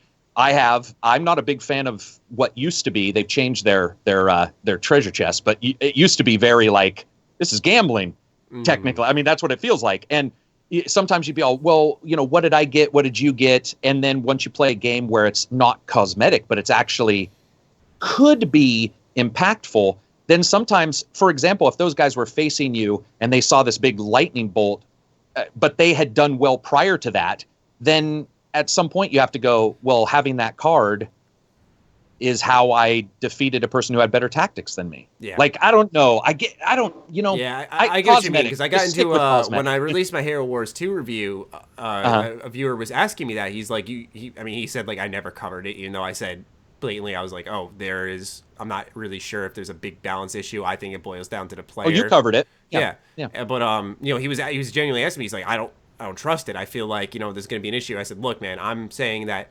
personally, you know, I didn't have that much of an issue there. I don't think it's a pay to win. And I still stand by that. But yeah, definitely you make a good point there that I never considered is if you have to question it, you know, how good is that system? You know what I want to do? It shouldn't be in question if it's especially a strategy game. Exactly. I want to walk up and I want to see Maddie wearing the coolest fucking like gear and shit in the game and go, okay, that's cosmetic. But I don't want to see like you having a different gun and going, you know, that anytime comes into it, unless it's skill based, which is a completely different situation. But I'm going to tell you, when people jump into free to play games, ignoring the whales, which there are some, many times people jump into free to play games that have microtransactions because they don't have a lot of cash. And so then you turn around and say the only way to really do well is spend a lot of cash. Like, that's the most backwards fucking. Yeah. I mean, that's like a bankrupt country. That's like what their idea for Honor, monetary will be. There's gear stats you can do. Now, they only count in 4v4, and 4v4 is a fucking catastrophe anyway. You just want to play 1v1 or 2v2.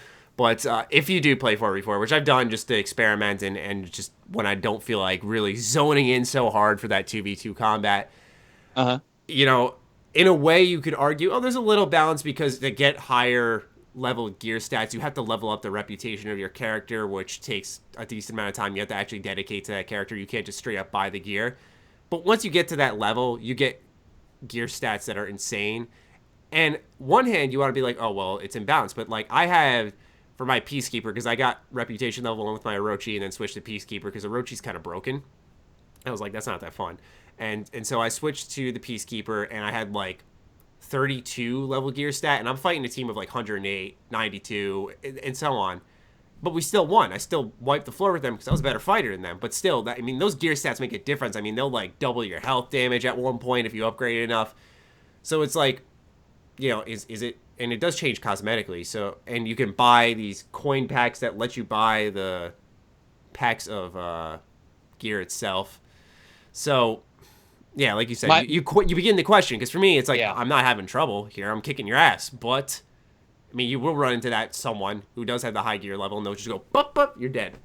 And that's let's when be honest, 2v2. So you're kicking their ass, right? But you would kick their ass more if they didn't have it, and that's the way a level playing field should be, to me. I'm old-fashioned in that way. So, like, other people disagree, obviously, because there's a bunch of free-to-play games. And I like – people are probably thinking I don't like those games. I actually like a lot of them. Star Trek Online. I play on the console all the time. It's, you know, you pay for specific things there. But it's a sad situation, to be honest. Like, isn't it really in the long run? It's just sad. When you break it down and look at the other side where you're like, well, it is kind of balanced. I didn't notice the difference. It's like, should you have to question it? That's true. Yeah, it's very true. It's kind of balanced. Yeah, you know, it's like, why did you say kinda? Is it balanced or is it not balanced? Well, kinda. Is it balanced or is it not balanced? Well, that's the thing with like Halo Wars 2. I was like, yeah, it's balanced. That's what I said, because when I was playing it, my experience playing it, and even now, I'm like, yeah, I haven't had this issue where someone. But here's the thing. And my friend hasn't spent money on the game, but I was just about to say, here's the thing, is I haven't had someone just drop some random card that I couldn't beat, but my friend never spent money on the game, but he did drop that card, like I said, who won us the game. So it's like, did I just not notice because we fucking destroyed them, and it was like such an amazing moment. I mean, I don't know. I guess it brings a lot of things into question, but just for me, I never had an issue with Halo Wars 2, but yeah. That's why I think the game should just be cosmetic, so you don't even have to worry about an issue. Yeah, you're just that's true. Well, I think we should also acknowledge is that's Blitz mode. The other game modes don't have that, right? Yeah, Correct. which is great. Yeah. And honestly, I'm going to be brutally honest. That also goes to show that Microsoft also thinks that there's some kind of impact, because otherwise they probably would have had that in every. Like there, I don't know, something about them making it a big point, saying that this is only in Blitz mode, and I'm like, wait a minute. But with that said, Blitz is very it is beginner friendly. It's beginner friendly too. You can rush in a lot easier, and I think that makes a big difference too. Because then you target a little more of a casualized audience, and I don't like to use that word as often, but then you might get more people who will buy those packs. It's kind of smart. Beginner, I guess, is what you could call it. But yeah, I agree. I always roll my eyes whenever I read an interview or something from a developer. And, I'm not mad at them or anything, but whenever I read a quote, and they always do this, where they say, oh, you don't have to buy them. You can play the game without them. I roll my eyes. Did you see my Halo Wars 2 interview? Exactly. I have not seen it, actually, but he did that exactly. He's like, yeah, you don't have to buy it. He completely dodged the question. He's like, you don't have to buy it. It's like, it's a very riveting card game. Like any other PR statement except, yes, that these cards do change player skill. And which I asked him blatantly. I was like, yeah, I want to know, man. Like, are players who have better cards than me going to wipe the floor? He's like, and at the end, he tacks on, it boils down to skill. I'm like, let's see. Because when I was playing during the demo, I was getting trashed. But I mean, I didn't know what the fuck I was doing. I mean, I also feel bad for some of these developers, because I know that some of them do not want to put microtransactions in there. I don't know if it. I mean, again, I'm not in the know with developers. I don't have a bunch of developer friends. I don't have any insiders. But like with the Deus Ex issue, there were rumors and leaks, and eventually there were like anonymous statements made by developers, because if they revealed themselves, they probably would have gotten fired. That said, that the microtransactions for Mankind Divided were like very last minute. Like incredibly last minute. Like they did not even want them in the game. They didn't even want breach mode in the game. It got completely tacked on, just thrown in there just so there was a reason to have microtransactions. But that wasn't enough. Then they wanted microtransactions in the main game too. Right. And I have to pity them in that situation, because it's like there's nobody you can really blame other than whatever corporate suit thought would make the game more money. And we've seen this in games where it's like, you blatantly put this in just so there were microtransactions. Like Metal Gear Solid 5. What the fuck was the point of forward operation bases? There was no reason for FOB. That did not need to exist in the game. You could have completely cut that out, and the game would have been better, if anything. You didn't need breach subtraction. Yeah, exactly. It's like I pity the developers, because you can tell that they're kind of again, no one. This is just me guessing, but I feel like they're kind of trapped. Like they don't want to put it in. They just want to focus on making the game they want to make. But somebody is telling them, like, you have to add this, you have to add that. They're giving them a checklist. Mm-hmm. It's like, this is a single player only game. Crap. We don't think it'll make as much money as, say, a multiplayer game. Let's add more maybe not just more single player content, but something to incentivize people. Add like multiplayer elements into a single player game, something like that. I know Just Cause 3 went through hell for something like that too, but yeah, I mean that's basically how I'm going to close off there. Yeah, Those are my thoughts. Yeah. As for upcoming stuff, we talked a little bit about upcoming announcements. There will be some new Star Wars games in our future. The EA Star Wars account confirmed via Twitter that they will be doing a showcase of new Star Wars games at Star Wars Celebration. I think the obvious one, considering they did it for the Star Wars Celebration in 2015, it's gonna be Battlefront 2. Wonder if they're gonna show anything else. Maybe KOTOR HD. I don't know. That'd be pretty tight though. I wish. I wish. I'll let I'm expecting that in a Microsoft conference, if anything. I'll let Karak go on this one. Microsoft. Yeah. Microsoft. Yeah. That would be awesome if they. Yeah, Microsoft's we did it on the original, and here's the HD. I wish. I guess they do. I guess they do seem to get along, like they got access together. Oh, by the way, I want to say it's sad but awesome to see Peter Moore leave gaming. Oh yeah, like that's he's becoming the CEO of fucking Liverpool. I'm like, how do you make that career hop? Like, I own EA, okay, but now that's I own news a to me. Big ass football club. It's like, what the? The dude, I followed that dude since like the first time he even showed up as like a general manager, because people really dug that dude. Like people in the development community you talk to are like, man, he is fiery as fuck. Like gaming wise, he's like into it. But speaking of like EA and stuff, so yeah, I think you're right. I think it'll be the next Star Wars game.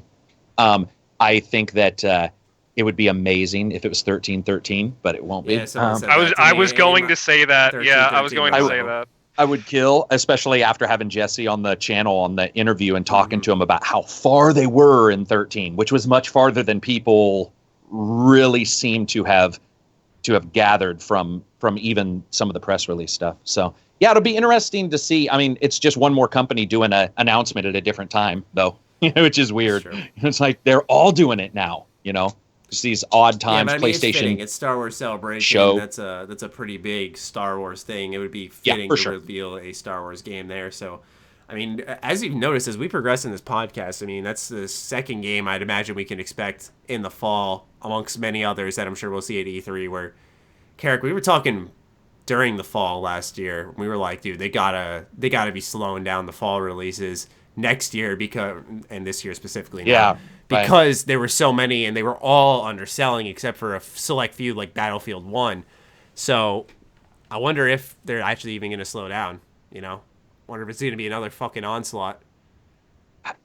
Well, and look at right now. It's an onslaught for like the last 3 weeks. Yeah. And so it's like it's a crazy. I even said this, that they should change this name in the Chinese calendar to Year of the Awesome Games. Like it's like continually you're all, whoa, wait, what? There's another game? Oh wait, yeah, what? Like when I asked you about Nier before the podcast. Fucking hell. Where was this quality control a couple of years ago? Like when I Nier Automata. Yeah. Nier Automata is however also awesome. However the fuck you pronounce it, yeah.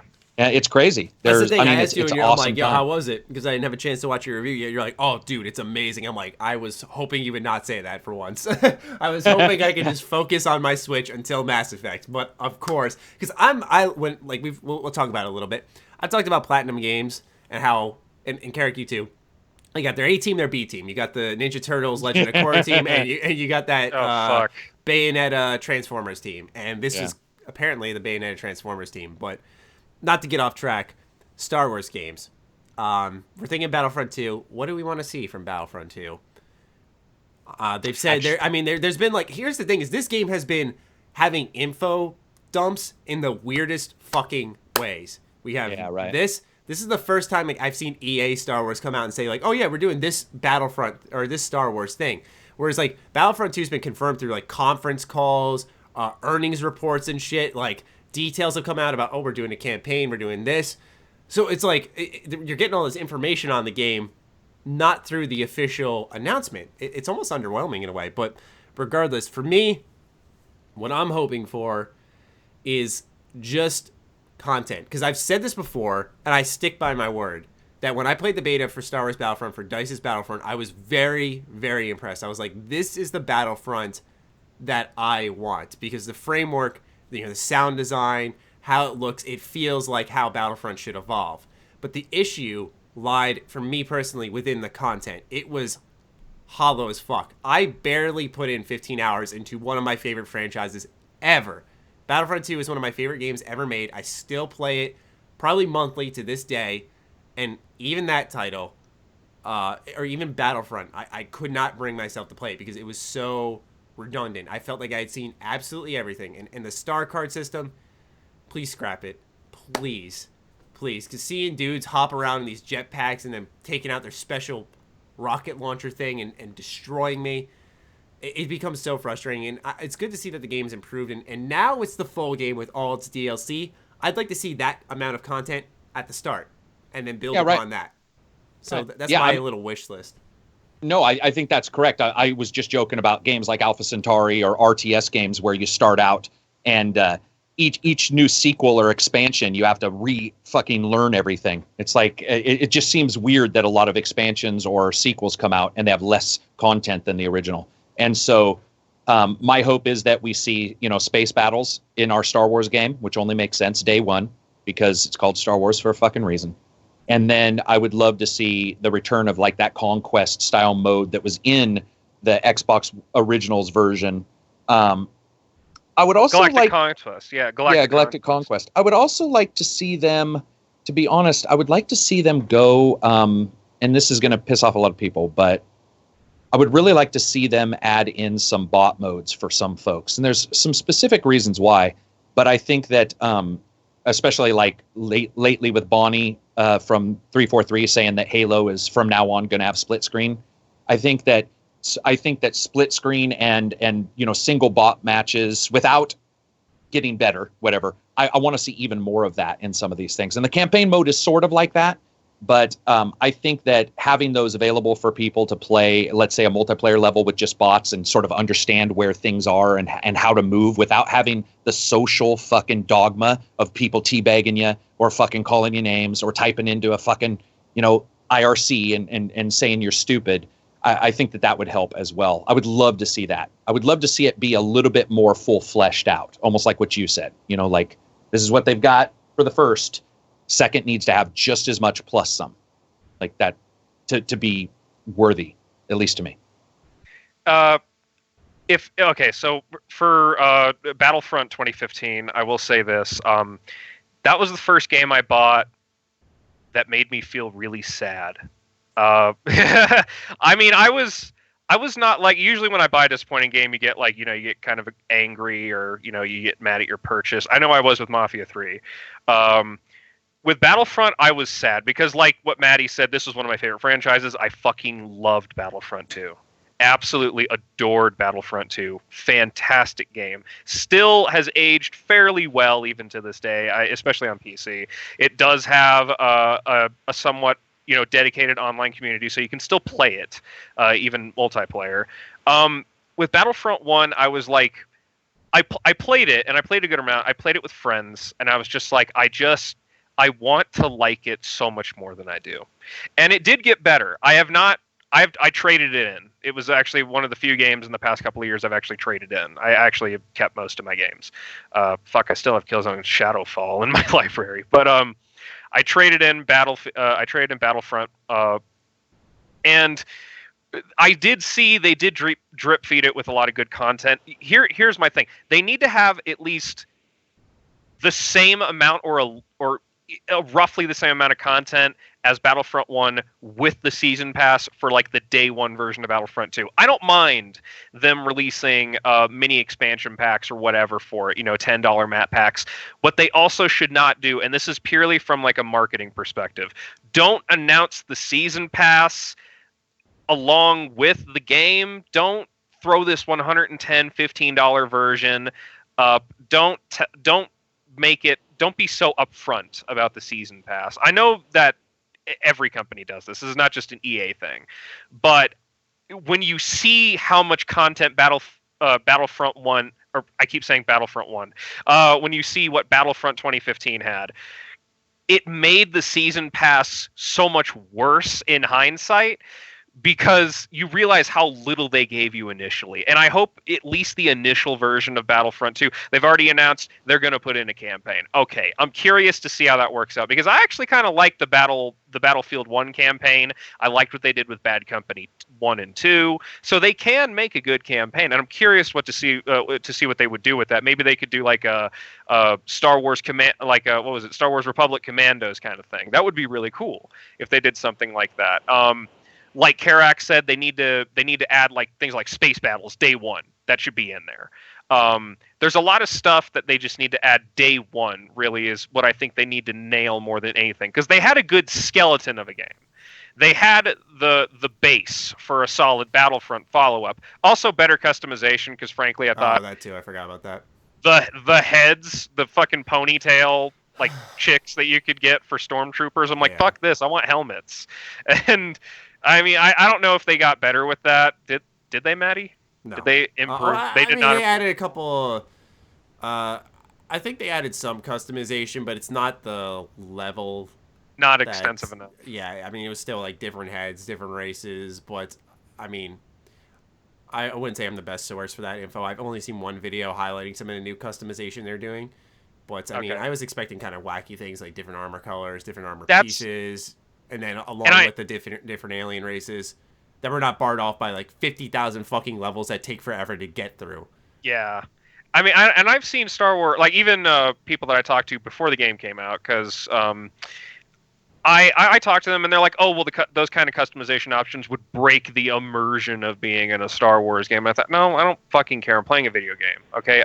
I'm not expecting... Like, I'm expecting a damn good and authentic Star Wars experience. I don't care if it breaks certain parts of the lore for the sake of fun. You know? Here's an example. I mean... Yeah, Warhammer 40k Space Marine. Have either of you two played that? No. Yeah. Okay. In that game, you could completely customize the way your armor looked. All of the different pieces, shoulder pads, arm pieces, leg pieces, your helmet, your torso. And you could change the colors for all the individual parts. And there were like multiple sections of those pieces that you could color multiple times. So you could have a fucking rainbow trooper in that game, just like a totally rainbow looking space marine.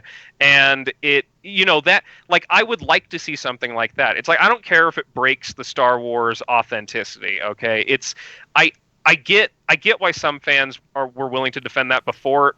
Not now, as far as I'm concerned. I don't buy that. There's certain games where there's certain games, especially multiplayer experiences, where I just want to have the option, at least the option, or like Halo. Halo's another good example. Mm-hmm. You can make a fucking rainbow Spartan in those games. You have all these different armor pieces. Just let me do that with Star Wars. I want to have...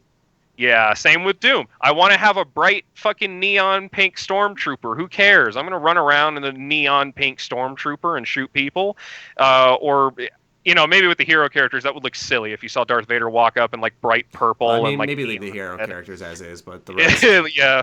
But I mean, just take what they had from the first one, add that level of content, add that polish, improve it. They don't need to completely change the game. Just make it better.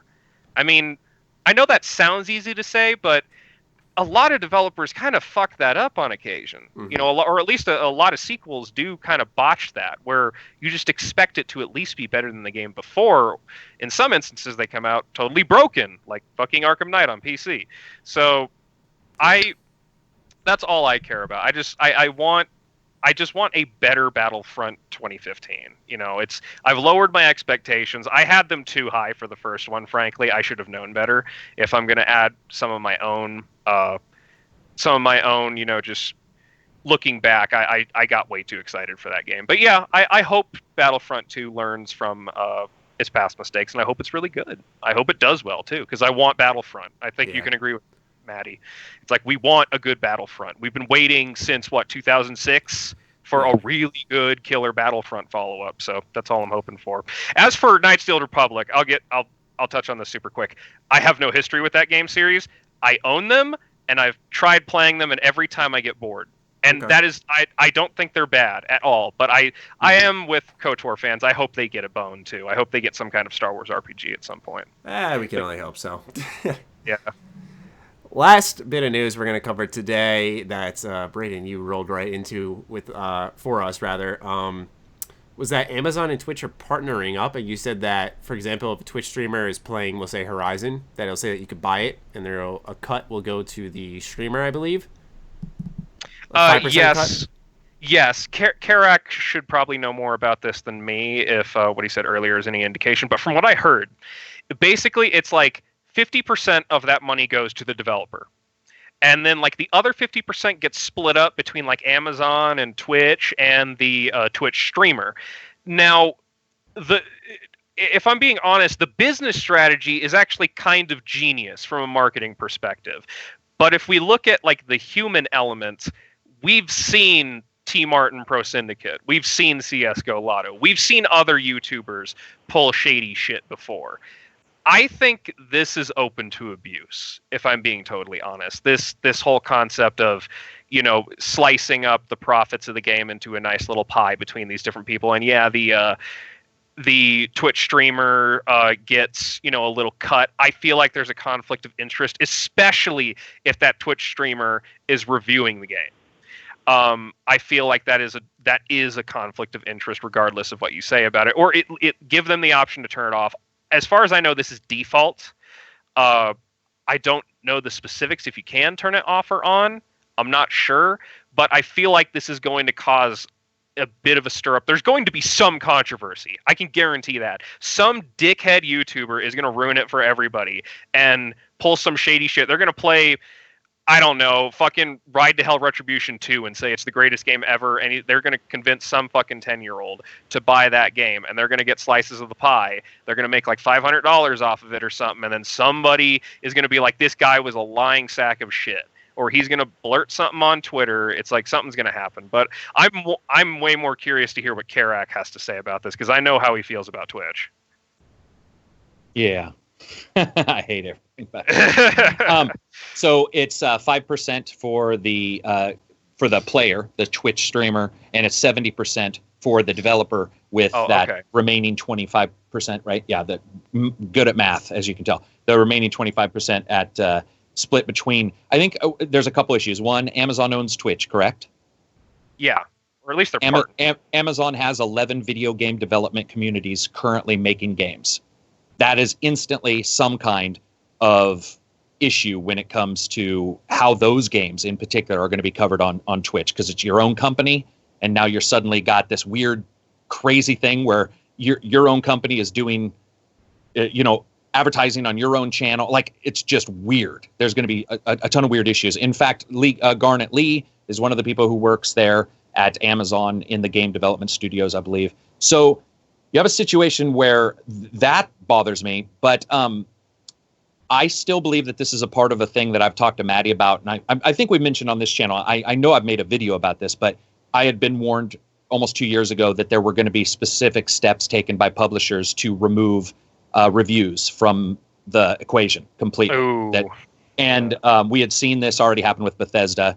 We had seen it, and that was the warning, was that a major company was going to announce it very soon, which literally happened just a small amount of time. Maddie and I have talked about this. We've already noticed this with PR companies saying, okay, it's day and date. This game is not going to be early, and you're like, I mean, shit's literally changed in the last 6 months. I mean, that's why most of my money is spent on retail sources. So there's that, and I do believe that this allows them to basically skirt the review kind of situation and just have people play it on Twitch. And I mean, yeah, it's like, it is what it is. It's one of the largest, if not the largest, streaming video game service. It's bigger than YouTube gaming. So yeah, I mean, for me, I think it's just about as terrible. It's bad, but it's also like I view it as it's similar to someone being paid to do a review, right? And give it and say something positive about it, because you just have to have that sense at times to know what type of creator they are, and if they're going to do something like that. I don't think there's any way to kind of cancel out that process. Where, for example, I think if I left it on and I was like, yeah, this game sucks, or this game's good, and I recommended it, I wasn't doing it for my own profit. It's just because that's what I enjoy. But you're right, Brayden, that there might be another YouTuber out there who'd just be like, if I sell about 10 of these, I can make $50. Can buy me a new game. All right, yeah, this game's not bad. This game's good.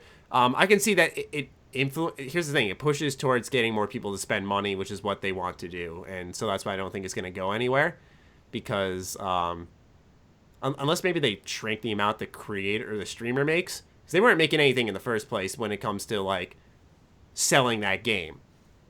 And I think it's a bit of in a way, respectful proposition to at least include them, saying like, oh, you're streaming our game, why don't you get a piece of the pie? That's something I never would have expected to happen. But I can see the issue for sure. Like, people, like, okay, so for me, for instance, I trust a lot of the reviewers I follow. I trust Karak. I trust Mr. Matty Plays. I trust Angry Joe. I trust Jim Sterling. I trust Pro Jared. I trust a lot. There's a lot of good YouTubers, good, honest YouTubers that I can follow and read the reviews, and I'm like, okay, I know what I'm going to buy. And every game that I've bought for the past year, outside of Mafia 3, which I should have waited on, frankly, I have loved and enjoyed. So for me, when I have that kind of YouTuber that I trust, I tend to stick with them. I have kind of a group of YouTubers that I follow, and when they collectively say like, yes, this game is fairly good, or at least if one didn't like it and another did like it, if the one didn't like it, they usually bring up good reasons as to why they didn't like it. Mm-hmm. The thing about Twitch is like, there are some YouTubers where I'm like, okay, I'm fairly certain this guy's not going to fucking lie to me. Like Angry Joe. He's a big Twitch streamer. Big one. I don't think he's going to fuck with his audience. No. I'm pretty sure he's not. He hasn't done anything ever in his career as a YouTuber to fuck with his audience. You know, people bitch about his reviews not coming out fast enough, but that has to do with, you know, that doesn't have to do with his quality or his character. That just has to do with his work ethic. That's totally different. Whereas if T. Martin suddenly went on Twitch and was like, oh, hey guys, I'm playing this new game and it's really fucking good and it's some shit indie game that barely works, I'm going to question him. I'm going to look at him and I'm going to say, like, if this does end up the way I think it's going to weed out some of the much more suspicious and frankly dishonest, maybe not necessarily YouTubers, but at least the Twitch streamers. You know what I mean? Like, like I know a controversy's coming. I know something's coming. Somebody's going to abuse this because somebody always does. It happened on Greenlight. It happened with the CSGO Lotto incident. It happened with GT. It happens with everything. Anytime someone's offered an opportunity to make money, they're going to jump on it and they're going to ruin it for everybody else. And so long as you trust the person you're watching, is what I'm saying. Get to know them. Maybe even before you watch their Twitch streams, like Pro Jared, he has such a huge catalog of videos. Watch them, get to know him, see if he's honest enough to you, and then maybe check out, you know, and Pro Jared does not put out reviews weekly. He's not Karak. He doesn't throw out a review every 5 minutes. You know what I mean? But when he does put out a review, he puts his heart and soul into it, and he does it on occasion. But he Twitch streams games just for the sake of it. You know what I mean? So for there, it's kind of muddy as to whether or not it's a conflict of interest because he really doesn't review games on a regular basis. But, you know, he talks about them, he discusses them, and he does somewhat classify as a reviewer. Whereas, you know, Karak is never going to use Twitch as far as I know. But if he did that, that would absolutely be a conflict of interest as far as I'm concerned. Whether or not I consider him reliable, a lot of YouTubers I notice that I follow are saying they're flat out just not going to use Twitch anymore because of this. Some of them. Definitely Jim Sterling. He's said he's never going to touch Twitch out of principle because this is way too open to abuse. This is way too muddy. Frankly, this needs a bit more. I feel like this could be a good service. It needs to be more fine-tuned. They definitely need to. Stream ends when it shuts down. There's an option like, did you like what you saw? Purchase the game. Exactly. Here. So you gotta at least watch it. Or at least give like a rating to the Twitch streamer to punish. Like, I hope they punish Twitch streamers if they do start lying to their customers. Ban them outright. You know what I mean? Like. Steam never did that. Valve never fucking did that with Greenlight. There were developers harassing customers, blackmailing people, openly lying, sending out malware. You saw what a shit show Greenlight was. And I know Karak hates Valve. I fucking hate Valve. I think they're pieces of shit for how they treated Greenlight and how it would. And Greenlight actually kind of ruined legitimate, honest, you know, hard-working indie devs because they would have to associate their game with like just utter garbage like what Digital Homicide put out. I don't want to see that happen with this kind of program because that could cause a lot of damage, frankly. Not just for the people buying these products or even for the Twitch streamers, but for Twitch. You know, their brand is already not amazing. Like, they don't need these kinds of like potentially shady and horrible controversies popping up on their program either. They don't need like assholes using their platform to abuse their customers. Yeah. I think go ahead, Matty. No, that's I've kind of spoke my piece on it. I'm good. I think that I completely think that it should never happen, and here's why. We just talked about Blitz questioning if something affected you. I don't want to question if something's affecting a Twitch streamer. True. If they're possibly getting money. One of the reasons why I don't do sponsored stuff and why I buy every game is because I just don't want to. Somebody can claim that I do, but I still have proof that I don't. So, like, I have proof of that. It's very easy to prove, where you can show people receipts of games you purchased or what have you. I find it much easier to side on the just don't fucking ever do it then I'm going to try to be honest or whatever. And I hate the idea. I think it's just it's an idea that doesn't surprise me, though. So I hate it. The reason why I'm not completely on fire is because this is one step in the 4 or 5 that I had been warned about, that big switches were happening that were sort of going to try to remove the power from reviewers towards influencers, towards people who just talk.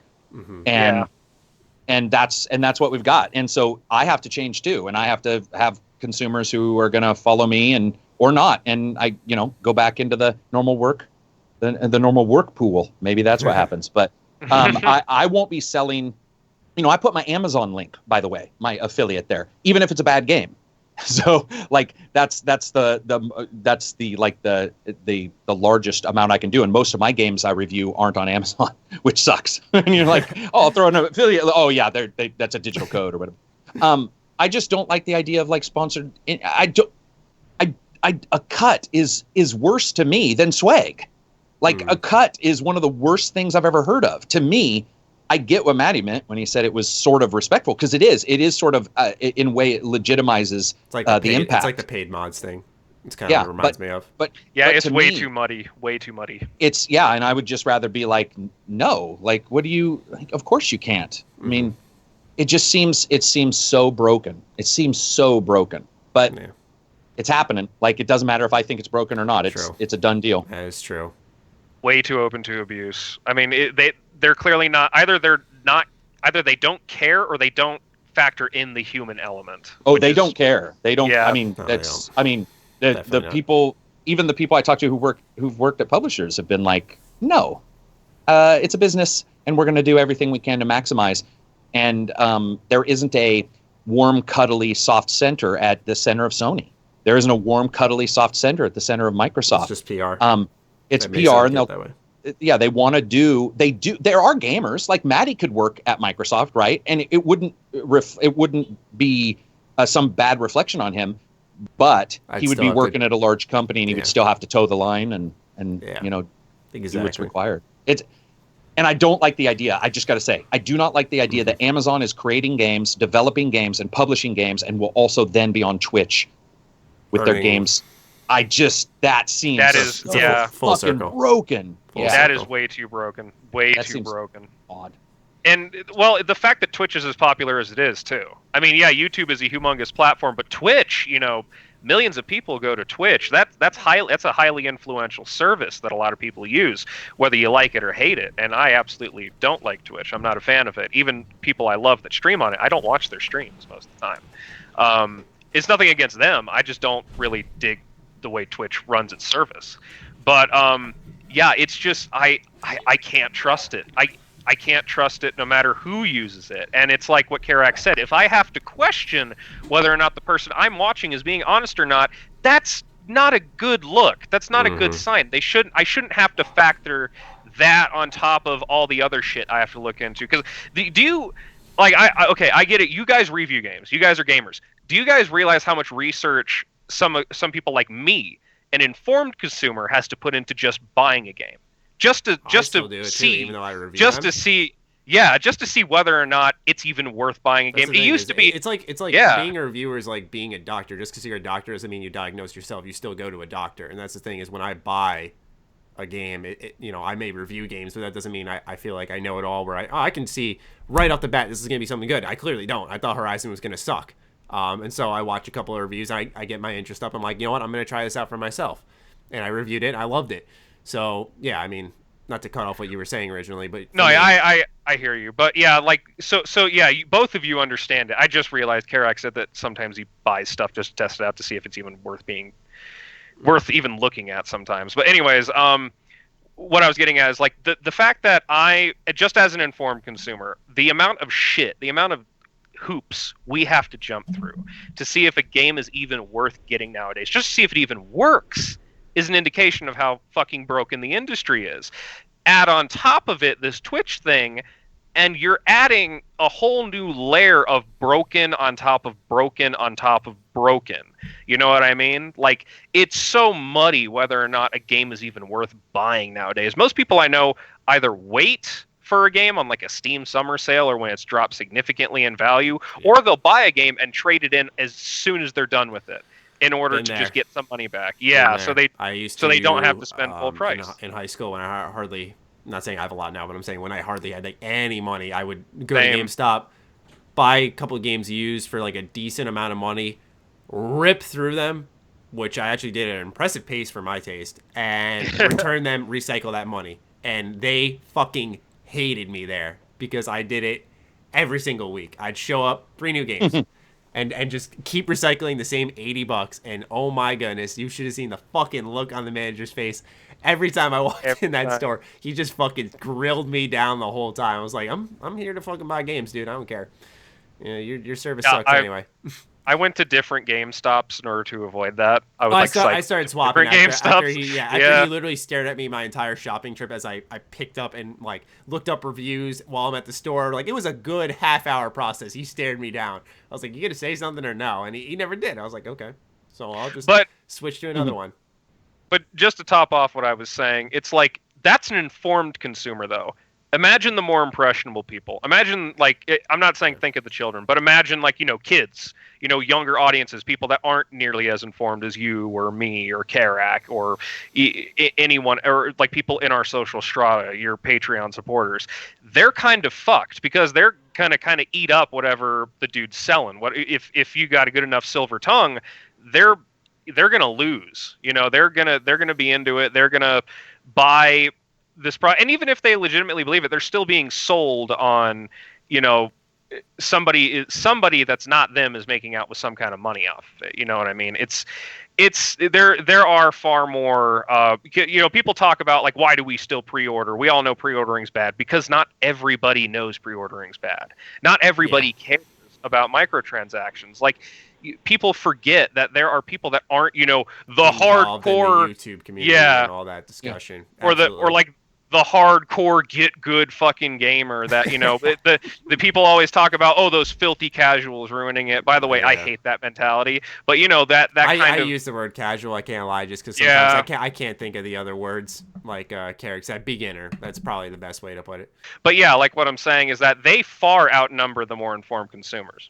Like the informed consumers take up a good chunk of sales, obviously. But if only informed consumers bought games, I don't think any game would make a lot of money. No major game, at least, no AAA game. It's like they kind of need they need to sucker people in to make serious money. And it's sleazy, but that's how this industry survives. People sneer at Madden and FIFA for being sports games, but those games are the reason a lot of other games get made. They make a lot of money. They form the spinal column for a lot of the industry. And you can argue a lot of those people are not near as informed. They buy those games on a yearly basis. They don't give a shit if it's the same game every year. They don't care. Like new Madden. Yeah, and that's the kind of I do that with NHL. I won't lie. I buy NHL every single year. That's totally fine. I look for the improvements, and they do make minor tweaks, but for the most part, it's still a hockey game. It's still same old, but it's just fun because it's like a refreshed experience. You're clicking the reset button on your series. So, I mean, I don't ostracize that part of the I don't either community because they are one of us, if you want to say it that way. They are part of the big scheme of things when you really break it down. So I mean, and I don't see a reason to scorn. Oh, I have nothing but respect for people that enjoy and love video games. I want as many people to love video games as much as possible. Yeah, but that fucking Dark Souls get good hardcore gamer mentality, like people just assume that's all gamers, and that's not true. People need to acknowledge that this Amazon Twitch deal is not for us. It is not for the informed consumer. It is for the suckers. Because they know who's on their service. They know who the fuck is using Twitch. And that's why this is probably not going to go away, is because they know they're going to make money off of it. They don't care if you bitch and whine about it. They don't care if you say, oh, I objectify against I object against this service. They're going to be they don't give a shit. You're not their audience. You're not the one they're targeting. They are targeting for that more casual that more abundant audience. That's what they're looking at. They're looking short term. They don't give a shit about long term. Yeah. And that's my stance on it. I'm actually, the more I talk about it, the more I think about it, I'm actually completely 100 with Karak. This shit should not happen ever. Twitch has enough problems as it is. This does not need to be one of them. Yeah, I can agree with that. Yeah, like I said, I see both sides of the the coin, but I can see how that's the thing, if it's going to be abused, and probably eventually when. So yeah, I'd say fuck it, get rid of it. That's just me. They're not going to. It's going to make them money. So until there's an uproar. But that was our final news segment. This was a great show. Braden, thank you definitely so much. Hey, I love both of you guys. Sorry if I talked over any of you. No, we love... I'm telling you right now, and this is for future guests, we love when you guys talk.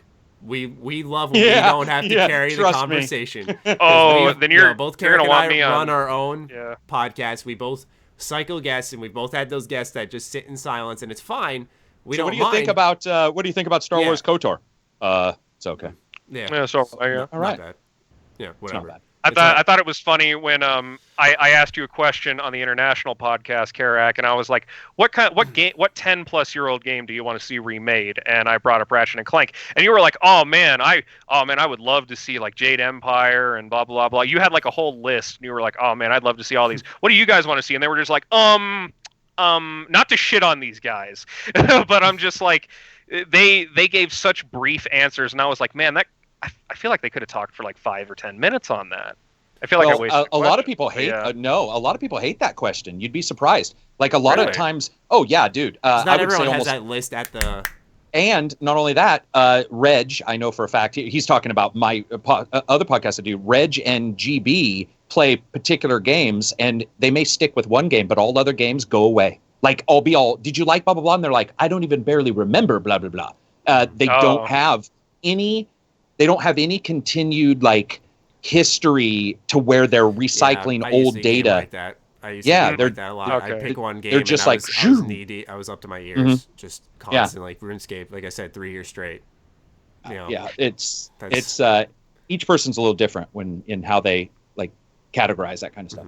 Okay, just because I know he's talking, or I know he's going to listen to this when it gets put up. But Jake DB23, I want to give you a big e-hug, man. I love you on Maddie's Discord. You're an amazing guy. Awesome.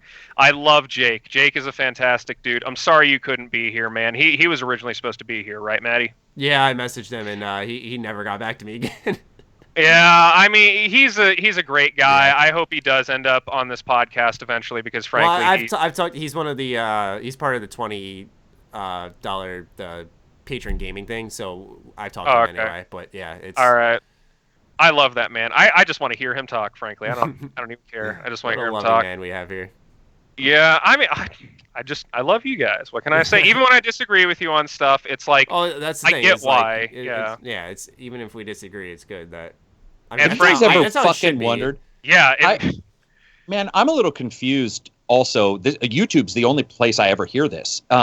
Is when somebody like apologizes, not that he was doing this, by the way, but when somebody's like, when we disagree, blah, blah, blah. And I'm like, motherfuckers, I don't know what world you live in, but until I got to YouTube, I disagreed with best friends all fucking day long. Yeah. Like we didn't, otherwise, guess what? We'd be married. Like that's like, what the fuck? I mean, and so every time I come in and people are like, well, sometimes I agree with blah, blah, blah. Karak, and he didn't say this. I actually just am reading a comment. Somebody's like, sometimes I agree with Karak, sometimes I don't, but I understand where he's coming from, and I always want to go, well, right, that's life. Like that's legitimately exactly what you should do all the time.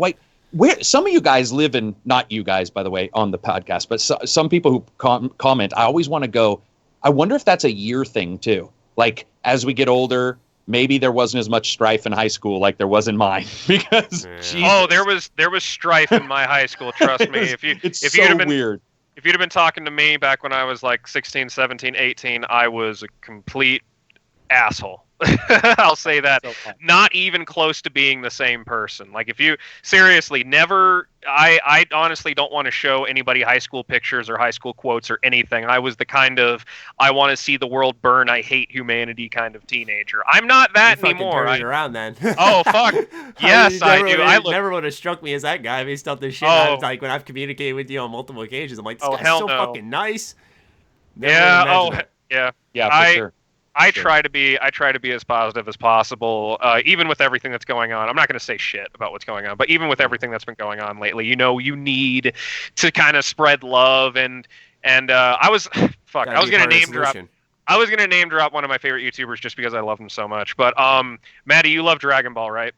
Yeah, dude, you can name drop whoever. It's not. Dude, it's not like this is like a promotion. This is a guy. Yeah. This is for the geek army, man. I want you to look up Geekdom 101. That guy is the god of Dragon Ball. That man runs a Dragon Ball. He's a Dragon Ball YouTuber.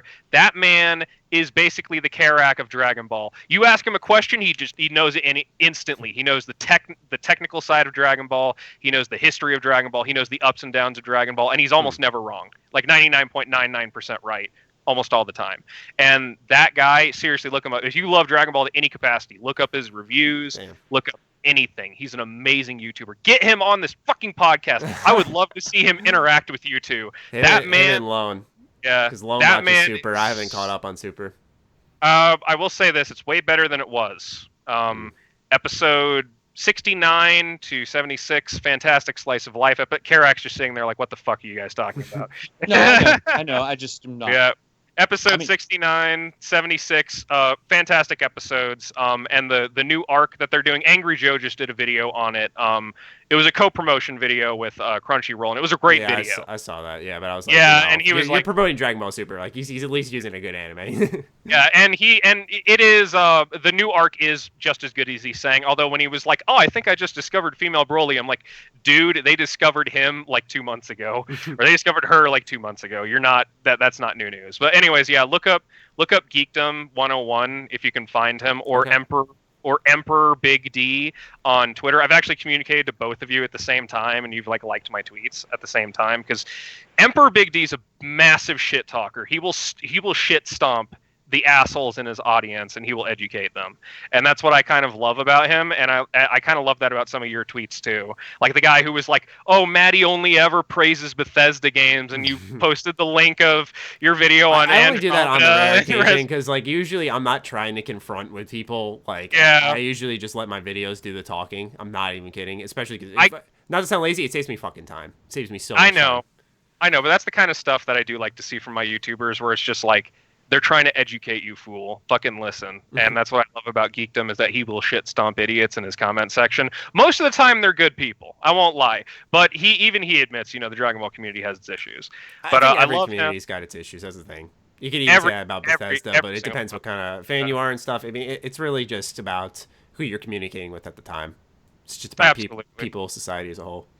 Absolutely. But yeah, see if you can for sure. I'm making so many suggestions, but yeah, see if you can communicate with that guy. Also, that other guy that I was when I sent those pictures of my Patreon support of all of you. Oh, you got to go. Yeah, okay. It's been so. All right. We'll end this, I guess. I'll message you guys later about it or whatever. But yeah, okay. This was fun. I had a lot of fun. I love you guys. Well, hope you guys enjoyed episode 80. Hope you guys enjoyed episode 98. I had it backwards of the H.A.M Radio Podcast. Brady, once again, thank you for your time. Karak. Yeah, definitely. Love you, man. I'm gonna go see Wolverine. See you guys later. Enjoy Logan. I saw it. It's fantastic. Or Logan. Yeah, I forgot. Not Wolverine. That would be really weird. I'm gonna go see a movie from like a decade ago. 2009. I gotta go. See you guys later. All right, later. Yeah.